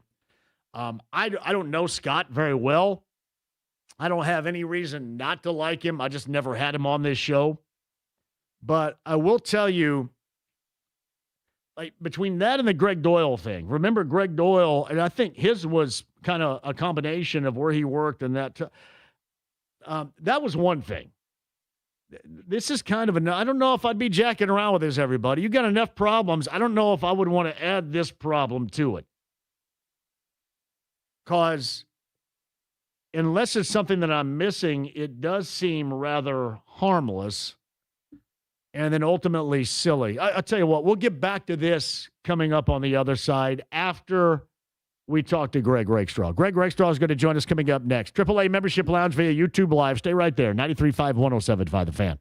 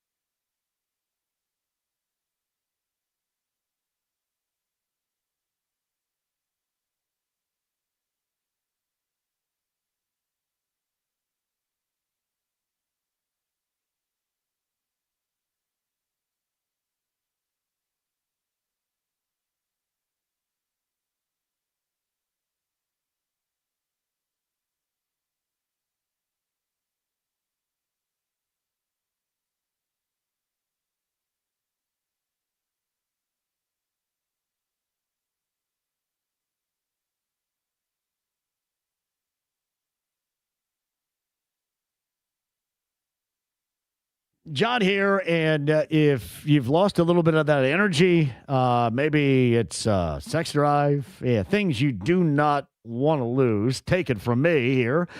How about the low T center to make sure that the issue is not low testosterone, and get that free testosterone test at the low T center today. No risk, no commitments, just answers to what you're going to get with testosterone therapy. Maybe that is going to be for you, and don't settle for the one-size-fits-all doses from your doctor or pay hundreds out of pocket at a TRT franchise. You go to the Low T Center and get it covered by insurance. TRT, in fact, customized for your body to maximize effectiveness and safety. Low T Center has served over 500,000 patients since 2009 and continues to lead the industry in TRT. Got to check that out today. Maybe you qualify for their testosterone treatment.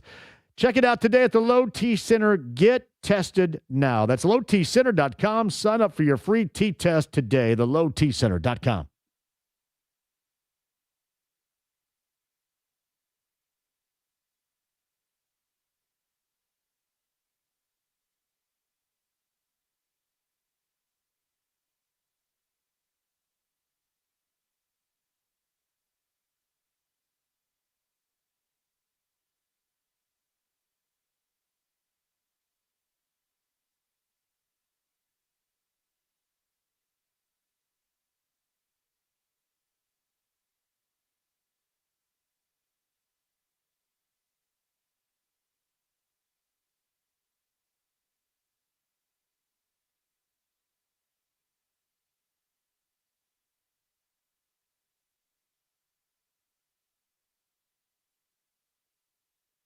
The Ride with JMV. Just when I think you couldn't possibly be any dumber, you go and do something like this. And totally redeem yourself! 93.5 and 107.5. The Fan.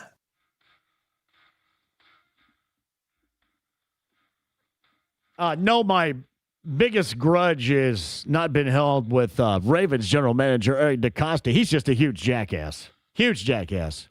I don't know if I've heard that story with him and you. Oh, yeah. In the press box with me and Chris Hagan. Oh, okay. Yes, yeah, I and have. Ozzie Newsome. Yeah. He's a jackass. I don't hold a grudge. I just think he's a jackass. There's a difference there. I might think you're a jackass, but I don't hold a grudge. You can just go ahead and just, fumble about outside being a jackass. That's great. Hey, I am bummed about something right here. By the way, too, Post Malone and Jelly Roll tickets later on this hour. Chloe Peterson a little bit earlier from the Star. And Peter Dinwiddie, who is the Executive Vice President of Strategy and Analytics. Man, I give Nathaniel Finch a beer, and he's just dropping it all over the floor out there in the hallway. What the hell? Pete Dinwiddie joined us with the podcast at 1075thefan.com. Must listens right there, but I'm disappointed. Normally, Tuesday night is basketball night at Center Grove on the world's dirtiest floor, the West Gym. Evidently, and I said this over the weekend because James Boyd and then Caleb and I, we all play together numerous times during the week. We go to different places and play pickup basketball.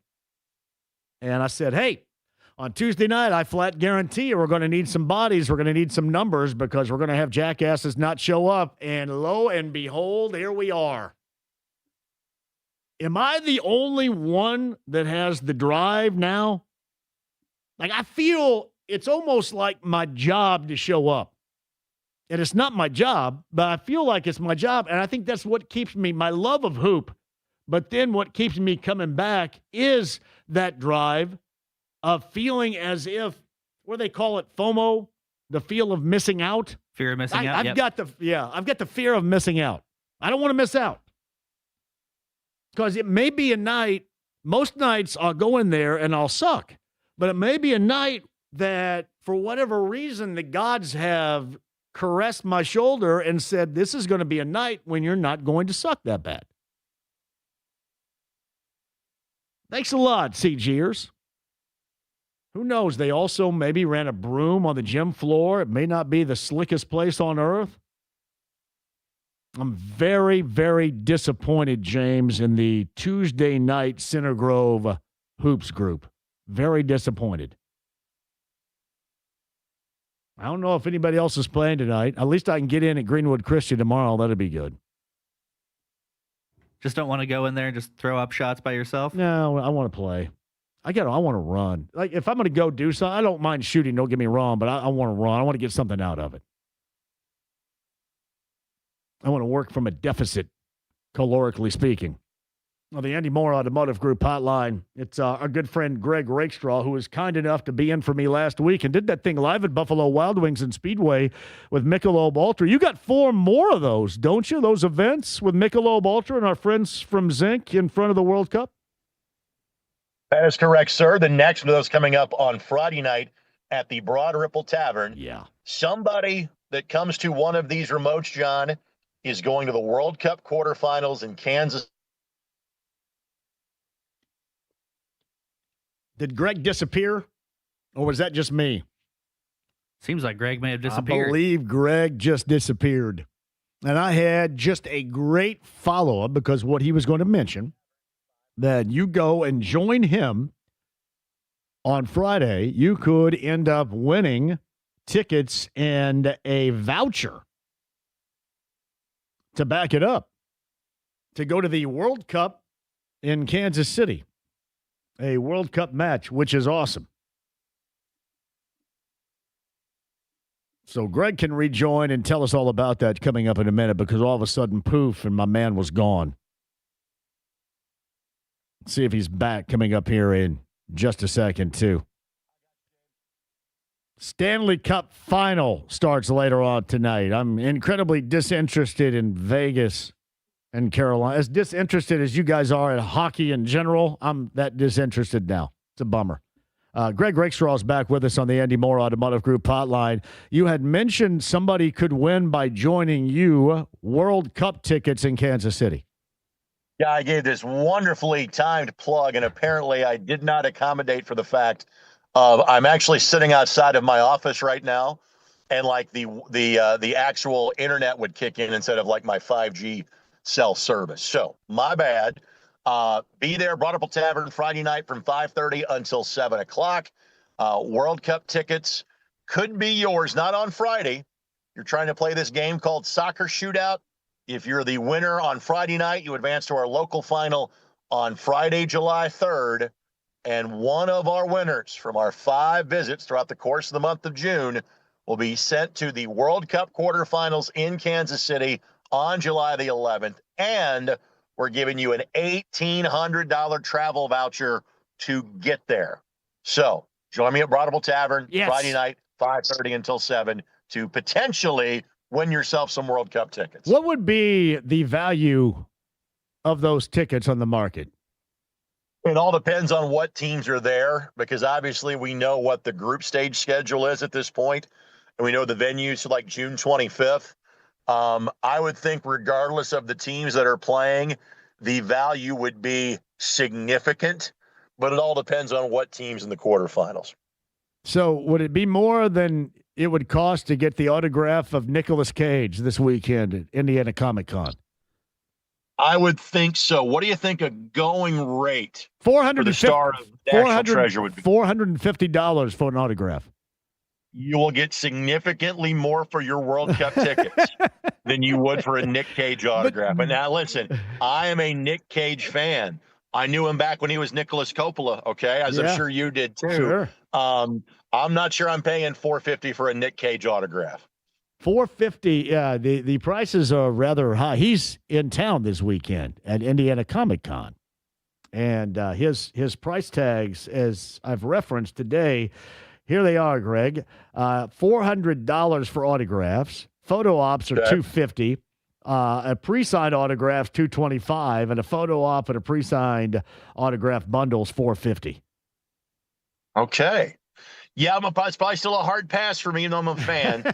Are you familiar with Andy Samberg's impersonation of Nick Cage? Brought that up a little bit earlier. I told James that his impression of with Andy Samberg of Nicolas Cage is actually better than the real Nicolas Cage. Well, it's obviously a caricature, right? But the whole idea of why am I not in that movie is kind of the same way I feel about play-by-play. Like, I'm coming off a weekend where I went from filling in for Bob Lovell to doing boys volleyball, to doing soccer, to doing beat baseball, which is awesome, to doing a doubleheader of the junior game, then doing the doubleheader of the futures game. John, I did 6 hours of golf today, and I have a softball game that I'm getting ready to do in about an hour and 15 minutes. So I have lived my life by Andy Samberg's why am I not calling that game? And that being said, I still wouldn't pay $450 for the pre-signed autograph bundle, whatever, for Nick Cage, despite the fact that I celebrate most of his catalog. Yeah, wow. So wait a minute. What golf did you do today? And you did the beat ball? I did. So the golf today, we didn't do this last year. We've done it every year. It's the one day of the year I'm a golf announcer. The folks at Crooked Stick have a lot of the top juniors in the country in to play a tournament, the Dye Junior Invitational. So I assume you know Lance Ringler as well. Is that a factual statement? I do know Lance very well. He all right. He went to Edgewood, and he's had the same hairstyle since 1985. No, flat tops were cool back then, and he thinks it's still cool now. But much like you, like he was one of the officials in the game I had on Sunday. He's just in it for the run, John, so he can wear that hairstyle. It works for him because he can still have the ref diet. So Lance, for those that don't know, is like the top college golf writer in the country. So Lance is my analyst on this event every year, and we had 72 players. We literally have 6 cameras that we use to shoot this event, and we got every group as they came through the 18th hole. So I was on doing golf today from 10 until about 3:45, hence why I'm on with you at 5 and not at 3 o'clock. So that was this afternoon. And yes, I did our buddy Darnell Booker's Love Tito's Beat Ball Bonanza 25th year edition at North Central, in which his Indy Thunder won in walk-off fashion against the Gateway Archers on Sunday morning. Yeah, good for D, man. We all love D. There's no doubt about that. And by the way, with Darnell, he's been a part of that for so many years. It is pretty awesome. And you mentioned Lance Ringler.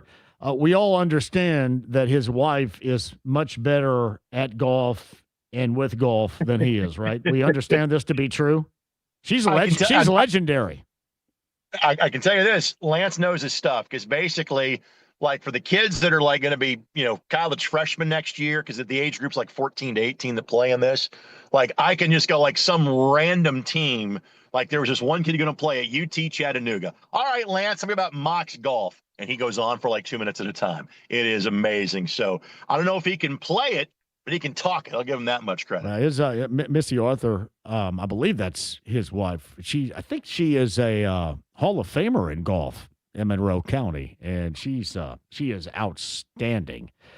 I think I got the right name there. But anyway, that's what I know about the Ringlers. They are very golf-oriented. Plus, Greg, I consistently make fun of him and his officiating duties to Don Fisher and Tom Green whenever we have conversations. Note, hey, Lance, in all seriousness, is one of our better high school officials in the state. So every time I see him in a game, I know we're in good hands. Well, he played for Ron Heklinski at Edgewood. And while I like where I went to school and I like my coaches, a little bit of me wanted to have the challenge. I always was a bit jealous of the challenge that they had with Coach Heklinski because he was a badass, and I always thought that was something that I needed. And I didn't realize it, because I was kind of a big wuss back then, but it's something you realize, when it's too late to do anything about it, that I always wished I would have played for him like they did because he always got the absolute most out of that group there, and I had a great deal of admiration, even at a younger age, for that.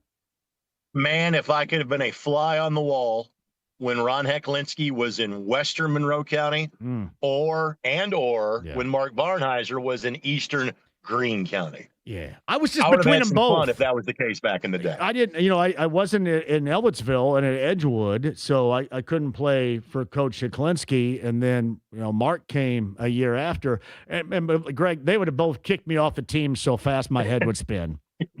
but dude, you played through kidney stones. I mean, how tough do you got to be? And I just cannot see me they would have both run me, but I needed that. And especially now I look back on it, I wish I would have had that. And I always thought that Lance and, Blackwell and, Daughterer and all those guys that went through that program were for the better for it. I thought he made them all very good team-wise, certainly. Now, the real question is, knowing that, a few years after you, Dusty May, we know his talents as a basketball player. I mean, for goodness sake, he played at Oakland City. I don't even say anything more than that. But we saw the video come out of like him, having shaved his head, as for part of the team thing. Would you have done that for the 88 Thunderbirds? Yeah. If there had been a team head shaving. Yeah, we got flat tops. We went Ringler back then. We got flat tops. I had our coach made us wear, and I blank you not, Chuck Taylors to start the season when I was a senior, and about 5 of us turned our ankles in them, so we had to go to the ASIC Tigers. There's a reason. I blew a pair of mine out just like running down the floor. I go, we can't play in these. Well, congratulations on being the last high school team to wear Chuck Taylors. You could put that banner up on the wall down there. Yeah, classic to say the least. Hey, I do want to ask you, high school-wise, Greg Rakestraw is on the Andy Moore Automotive Group hotline. Any surprises coming out of the baseball sectionals as they move on to the regionals? There's always a little bit of carnage in baseball just because it's so different in that, you're going to have one pitcher carry you through a sectional, and now the way that it's set up, you can use kind of your ace in the regional. You're going to use your ace, but have to have at least one more guy to get to the semi-state. Then you bring your ace back for the state finals. For the most part, the ranked teams that have lost played other ranked teams. Usually the biggest meat grinder is the Hamilton County sectional, which was at the Dunk in Noblesville. Zionsville came out of that group for the first time in 4 years.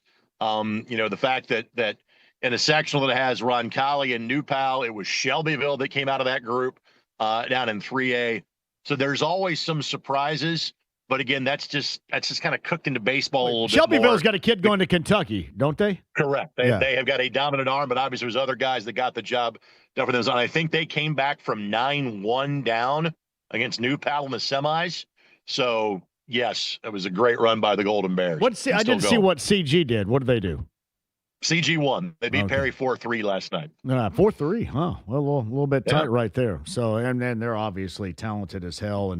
And the regional setup, you said you're doing softball as well. What you got there? So I'm doing softball tonight.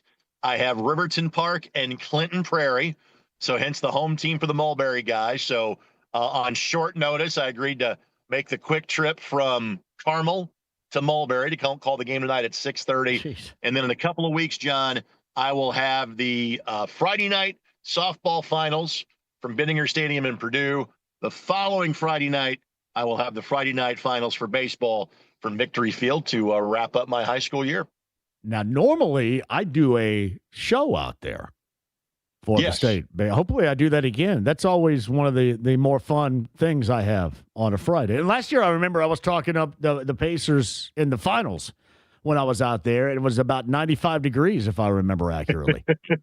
We don't have that. We don't have that luxury this time around, unfortunately. Hopefully the weather's different since the NBA results can be different. So mark your calendar for Friday, June 19th, in case your services are needed at Victory Field. Do you still do the Colt World Series in Lafayette? So the Colt World Series is now at Mountain Dew Park, which sounds good to me. Yeah. That's in Marion, Illinois. Okay. So I do the replacement event, which is the Greater Lafayette World Series. And by greater, it means our games are in Logansport. So I'll do that coming up in mid to late July. Corbin asked me to ask you this question. If you know Coach Salerman out of Heritage High School in, what is it? He said, is it Montville, Indiana, retiring skipper since 1976. You know who that is?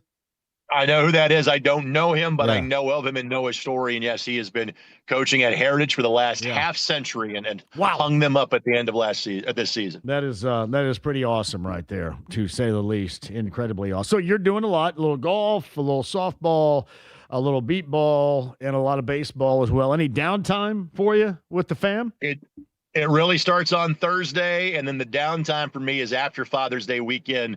I'll go do the typical Michigan thing for us. You know, last year I was able to surprise you when you called the show and you called me and I kept dropping hints that I was someplace different. We're talking about Ozzy Osbourne passed away and you're like, wait a minute, where are you? And I'm like, I'm in the Arctic Ocean. I'm north of Iceland. I don't have anything that cool this time around because I'm saving up to send Amy and Mia to France. No, coming you're up not. this fall. No, you're not. not. Yeah. So I have sent them to Panama and Taiwan and now France. You know, for my parents, it was sending me to like whatever camp I wanted to go to.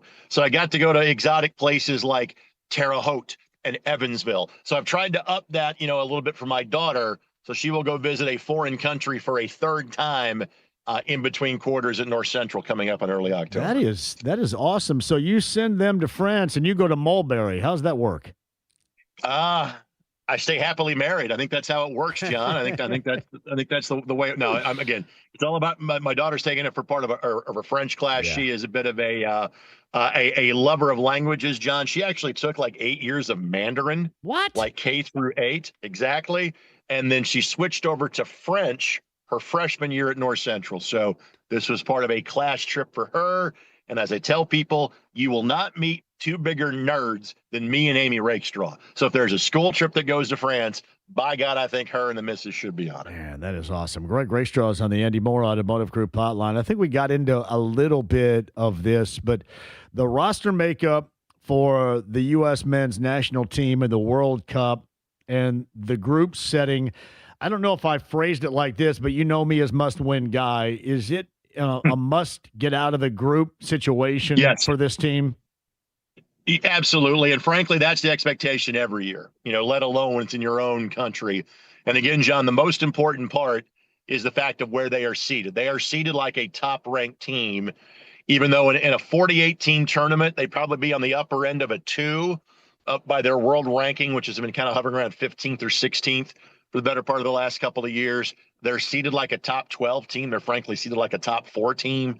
And Canada and Mexico get the same luxury in terms of being a host team. We played our next to last friendly against Senegal this weekend and looked good. Give up a couple of sloppy goals, but still won 3-2. There was more positive than negative from that game. We'll play one more friendly this weekend before doing it for real the following Friday. But yes, and I think it's not just getting out of the group stage. I think it's at least winning a game after the group stage, which is something we've only done one time. And you got to go back to 2002 when we made the quarterfinals for that to be the case. And so it's get out of the group, which the top 2 teams automatically do. The third place team has a chance to do it. But I think it's every bit as important, if not more so, to win that round of 32 game and then get to the top 16 and then kind of see what shakes out. Hey, Greg, is there going to be a telltale sign with this team where you can believe in it, getting out of the group and feel good about it? And is there a telltale sign to the contrary where it could lead to disappointment? Is there one signature for this team there? Probably the match against Turkey. We're playing Paraguay, Australia, and Turkey, and maybe not necessarily in that order. Paraguay is a team that usually doesn't make it to the World Cup, only occasionally out of South America. Turkey kind of hit and miss in terms of they get out of make it, and they're one of the last teams to qualify from Europe. Australia is kind of like us; they should be in most years, but they really haven't done a whole lot of damage. Again, that's the benefit of where we are seated. If they can beat Turkey, they're in. Okay, if they struggle with Paraguay or Australia, then that's the sign for concern. Greg Rakestraw is on the Andy Moore Automotive Group hotline. He's going to give you a chance with Michelob Ultra with some visits. And again on Friday in Broad Ripple. Tell everybody what they can end up winning and how they can cash in big with this World Cup in mind, Greg. All right, so come see me in Broad Ripple on Friday night, 5:30 until 7. You'll hear me a little crosstalk with John, I'm sure, at some point in time, courtesy of our friends at Michelob Ultra. We play a game called Soccer Shootout. If you're the winner on Friday night, you advance to our local final on Friday, July 3rd. One of our 5 winners from our 5 on-site get-togethers in the month of June. One of them already happened in Speedway last week. We've got 4 more to go as of Friday. One of our 5 local winners is going to the World Cup.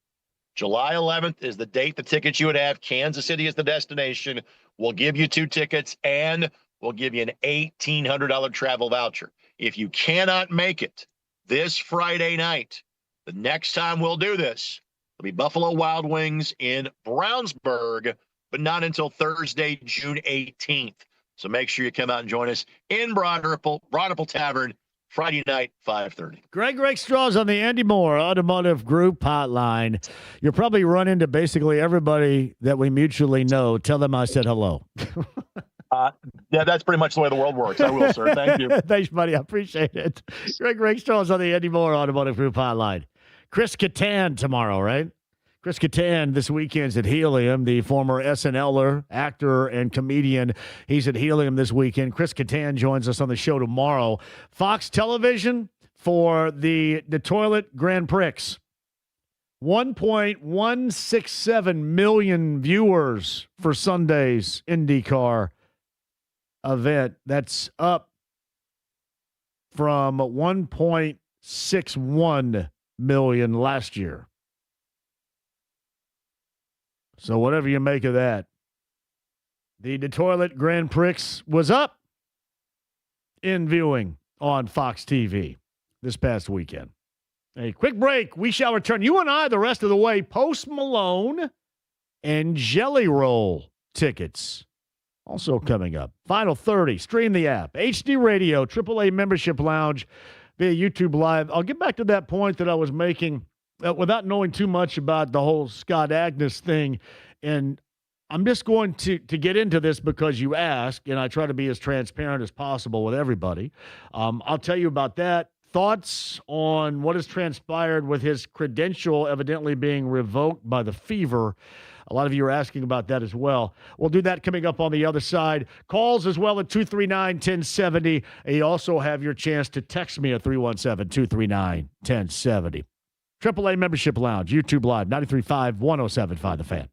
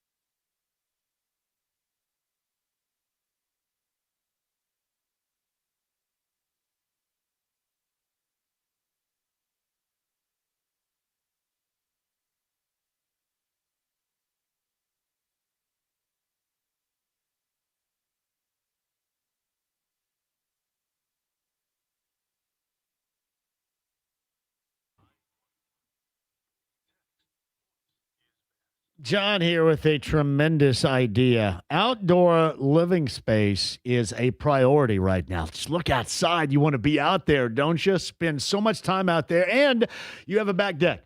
You want to make sure that it looks incredible, and you can do that with my friend Ron and Premier Deck Coating. You get a 10-year guarantee, so you're not going to have to do this all the time. That's painting and staining, which is an absolute hassle.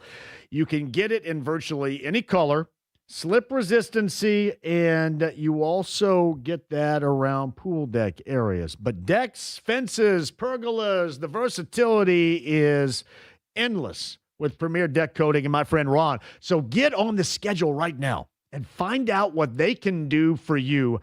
I love what they have done. You will too. That's 317-696-4071. Ask for Ron at Premier Deck Coating and get that free quote today. You will be the talk of the neighborhood. People will pass by going, man, I wish my place looked like that, thanks to Premier Deck Coating. That's Ron today, 317-696-4071, premierdeckcoating.com.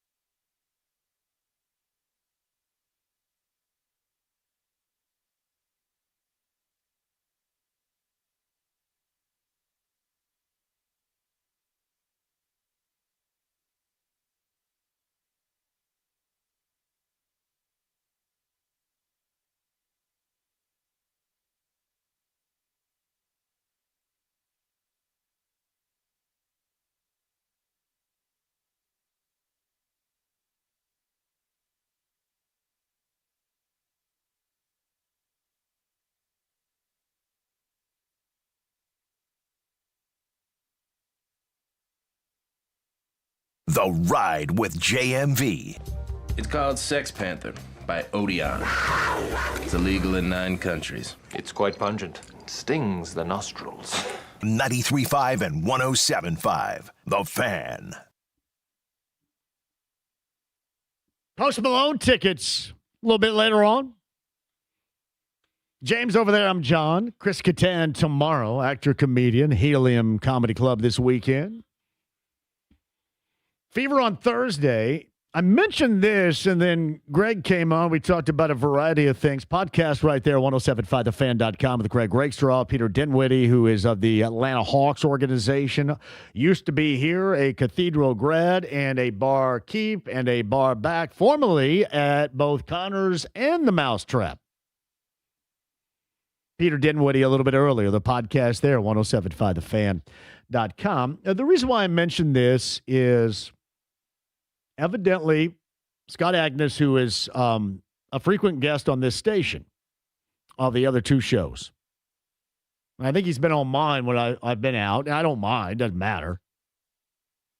I can give you my story, too. My story is much less dramatic. It's just kind of me being a jackass. Like there are sometimes I'm a jackass and I hold grudges, and this is the case, and I have for a long time. But I just always figured he was on other shows, and that's fine. And he frequents with Jake and in the morning with both James and Kevin. So evidently today he had for Fieldhouse Files with Scott Agnes a message for those that follow his work as a journalist covering the Fever, covering the Pacers, covering the WNBA, the NBA, what have you. Good afternoon. I wanted to share an important update regarding my coverage of the Indiana Fever. Indiana Fever Public Relations informed me via email that my credentialed access to all team events had been revoked. They said it was due to the, quote, the spread of inaccurate and unsubstantiated information, and cited my tweet about Caitlin Clark being ruled out 100 minutes before they defeated the Portland Fire back on May the 20th. Fever PR briefly spoke with me before the game to ask about the tweet and state that they believed it was false. However, there was no meeting or further conversation before the decision to revoke my credentialed access was communicated to me. In my response, I told the organization that I stand by my reporting and the intent behind it. Because many of you subscribe to Fieldhouse Files specifically for Fever coverage, I believe it's important to be transparent about what happened. And then he goes on and tells the story as to why, what normally in this case, this is behind a paywall, I guess, but why he explained it the way that he did. It's rather lengthy. The cut and dry I have with it is there has to be a better way. There has to be a more uneventful way. And here's why I say it. And I was talking to Chloe Peterson of the Star, who covers the Fever, a little bit earlier. There is so much rapid fire negativity that is constantly coming at this team. I didn't think that was really one of them. And I don't know if this is the tack that you want to take, especially the spotlight, the microscope in which you're under right now. And again, he doesn't come on my show, but he does frequent this station, and that's fine. I don't have a problem with that, nor him, coming on with other shows and such. But if I'm the Fever, I would want to try. I don't think that is a significant problem that needs to be dealt with in that fashion. To me, that's like, if you've heard the term punching down, it's almost like punching down. And this is no disrespect to him at all, but we're talking about a WNBA organization and a globally known superstar player. It's just, there's so many different things coming at you, so many fires you have to ultimately put out. I don't know why you would want to jack with this one. just rip his ass and move on if you don't like it. So he doesn't go to press conference. Hell, I don't either. I don't intend on going. I just don't know why this has to be made into such a big deal when you're constantly fighting big deals. And you do this yourself. I'm not their PR, I'm not the biggest fan of, because, James doesn't want me to get into this, and I probably won't because it's very self-serving. James is going, man, don't do it. Don't do it. Tread carefully, John. Well, I know you don't want, but it is very self-serving. Mm-hmm. To me, you beg to have people on when you stink, and now you're good, and you don't return calls. That's bullcrap to me. So, sorry, James. I'll leave it at that. This is not my argument, but I do, in my thoughts, have the best interest in mind for them. I want them to be good, and I want them to be successful. But punching down in this fashion and jacking around with this, all that's going to do is start a fire that was unnecessary. Just yell at this dude in private or something. Say, hey, what are you doing? Send him up in the rafters. I remember one time, the late, great David Benner, friend of this show, friend of mine, and is so sorely missed. This is a true story. And he didn't do it purposely. He never told me he did it purposely. But there was one time in a Pacer postseason game when they were playing the Knicks, and Stephen A. Smith was sent up into the rafters, and he was pissed because he wanted to be courtside. And he was sent up in the rafters.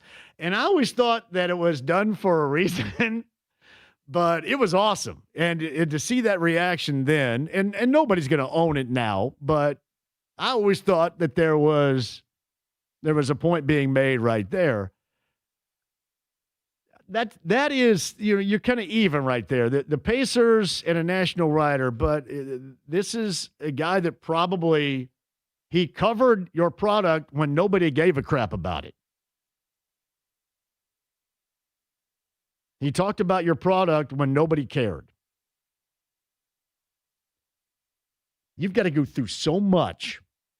I mean, you have to have pressers and talk about how you like your player and how your player likes your head coach and all this stuff. Man, the last thing I would want to do is have to jack with the storyline with Scott Agnes. True story. It just seems like wasted energy. And then you're going to get, as I mentioned, you're going to get all these national folks, all these people that don't give a damn about your product to swoop in and say, look how dysfunctional they are. They can't even handle a website content producer, for God's sake. So how can they handle Caitlin Clark? How can they handle all this notoriety, all this press, all this hype? To me, it just makes it worse. Let's dress the guy down in private or something. Do what you wish you would have done between the coach and your star player and not been right out there on somebody's camera. I don't know. And not knowing the inside, there's probably other things that are going on that's not privy to me. And in fact, I don't give a crap. But if you ask me about this is complete and utter wasted energy, and I don't know why you jack with it. There are really good people over there. There are really good people. There are some that don't know nothing from nothing, but there are some really good people over there. This is just stuff. You got other things going on. This doesn't matter. Again, unless there are different layers to it that I'm not privy to, and maybe that's something I'm assuming that the other shows will probably have, I don't know, to tell a story. And I gave you the thumbnail sketch of it right here. And there could be a lot more going on beneath the surface. But if I were them, this is the last thing in the world I would want to have to deal with. That's just me. This is rapid fire. And then something you create on your own seems very counterproductive. So, you wanted my thoughts? Those are my thoughts. Now, Scott Atkins does come on when I'm out, right? Oh, yeah, he's been on when you haven't So, been. you know the story, right? That somebody told me, and this is me, right? This is me, and this is how big of a jackass I am. So, somebody told me going back about a decade and a half that he said something bad about me when I took over the show. So I said, okay, I'm never having his ass on again. So your whole grudge with him is just hearsay. Bad. I am so bad about that. So bad. And I wish I were better. In some ways, I'm better, but there are some things that I can't. In fact, Lindsay Monroe's husband, Josh, is a good friend of mine too. And he's also said, hey, man, why don't you go ahead and ease off on the grudge, because he's really good friends with Scott. That is a very you thing to do, though. Hold a grudge for a decade over something you heard somebody else say. That's so me. And it's so bad. I need to have my ass whipped for that, too. Seriously, I do. But the best part about it was Lindsay and Josh came to an event at Back 9, and Scott was there, and he literally sat a foot away from me, and I felt I should have had him on. He was right, and I didn't do it. Now, did you talk to him? Not really. But that wasn't pointed. There are some things about me, and this is the point also I want to make. I am continuously growing as a human, and I'm not going to stop. I'm not going to read anything, right, or study anything, but I'm continuously growing to try to be a better. This is yet another layer where I need to grow up a little bit. Well, you lost all that weight. You can lose the grudge now to the emotional weight. And Scott shouldn't feel bad because I did that to my dad. So I found out my dad died on Facebook. So yes, that's that's bad. So it isn't nothing. And this is nothing. And his situation with the fever should be minimal at best. And you watch what happens when all this fires up.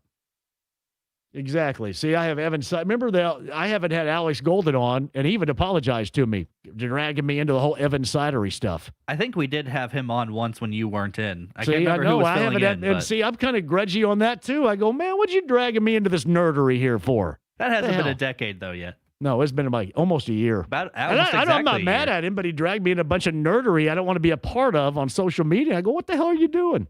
And he even apologized. Sorry, guys. See, sometimes you got to understand you do deal with a bit of a jackass right here. I just can't help it. That's the story, and I'm sticking to it. Post Malone, Jelly Roll, close out the show. Don't go anywhere. 93.5, 107.5, The Fan.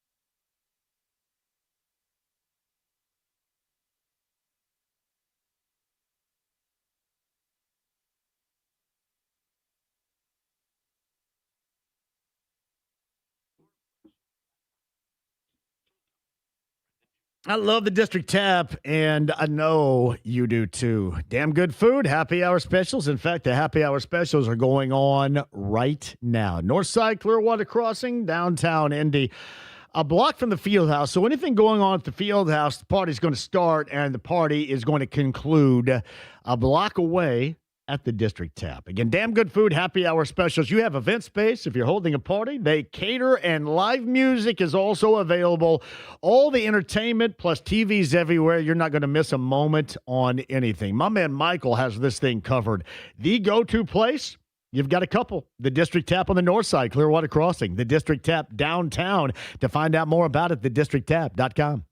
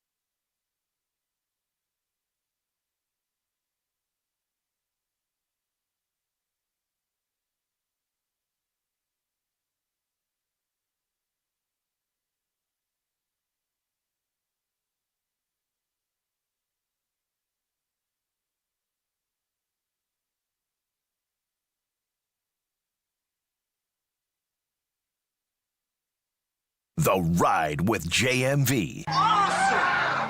Totally awesome! All right, Hamilton. 93.5 and 107.5. The Fan. Post Malone, that's a week from Friday, right? A week from Friday, he and Jelly Roll.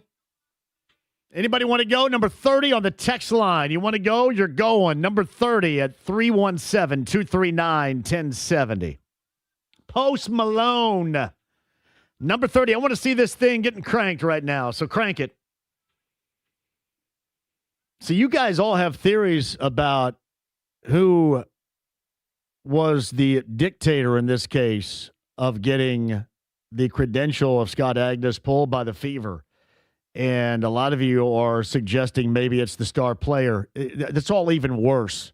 And see, that in lies the most tremendous issue. You start something, and now everybody's going to take it and run with it that did not need to be started. It is so tremendously soft. I don't know who's handling that over there, but my goodness, it's got to be better than that.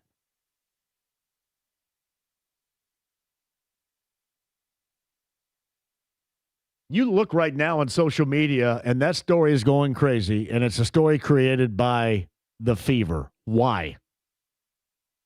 Why? Somebody give me a better reason why. Why do you want to do this?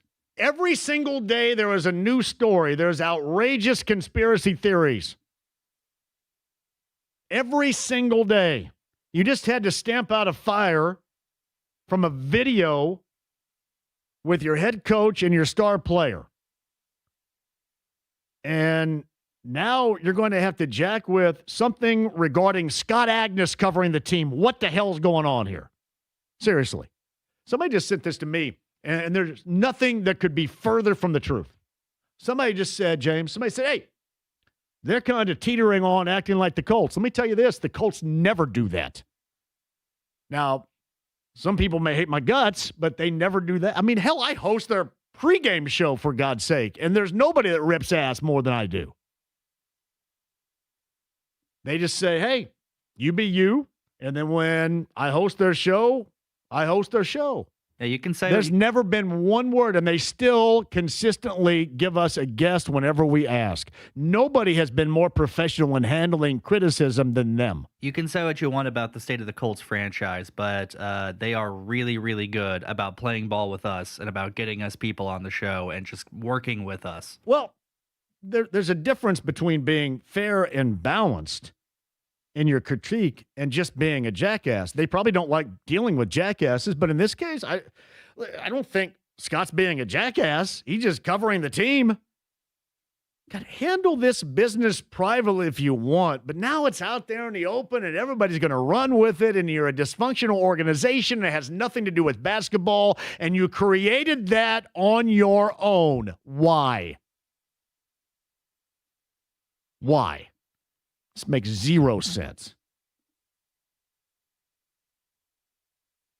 I sit here and say, hey, it's all about basketball. That's all that matters about basketball. And then you do something that's completely unrelated to basketball. Well done. Now you got everybody guessing. Well, I think it's them. Maybe it's the star player. Maybe it's the coach. Maybe it's the organization. But you could not be more inaccurate in terms of the Colts. Never one thing. Pretty crazy. JMV, maybe it wouldn't have been reported in the same way, but is this handled this way if it was Hagan or any of the networks? I will say this. I know Scott has worked in that building before at Pacers.com and such. Maybe there are other storylines. I'm just telling you, you don't handle it this way. It looks clownish. And you don't need to create any more firestorm because you have it on a daily basis. I can imagine the team and the head coach is sick and tired of dealing with it. But you did that to yourself. Got to give me a better reason than what has been written by the guy that got his credential revoked. James is shaking his head going, man, I thought you were going to stay away from all this. My bad. I just told everybody everything right there. What the hell? I'm an open book. James, great job out of you. Greg Rakestraw a little bit earlier. Peter Dinwiddie, former barback at Connors in the Mousetrap with the Hawks organization. Chloe Peterson of the Star, Chris Kattan on the show tomorrow. A whole lot more for you. Track down Anthony Michael Hall, too. I want to get Farmer Ted on this show at the end of the week. 93.5, 107.5 The Fan. Have a great night.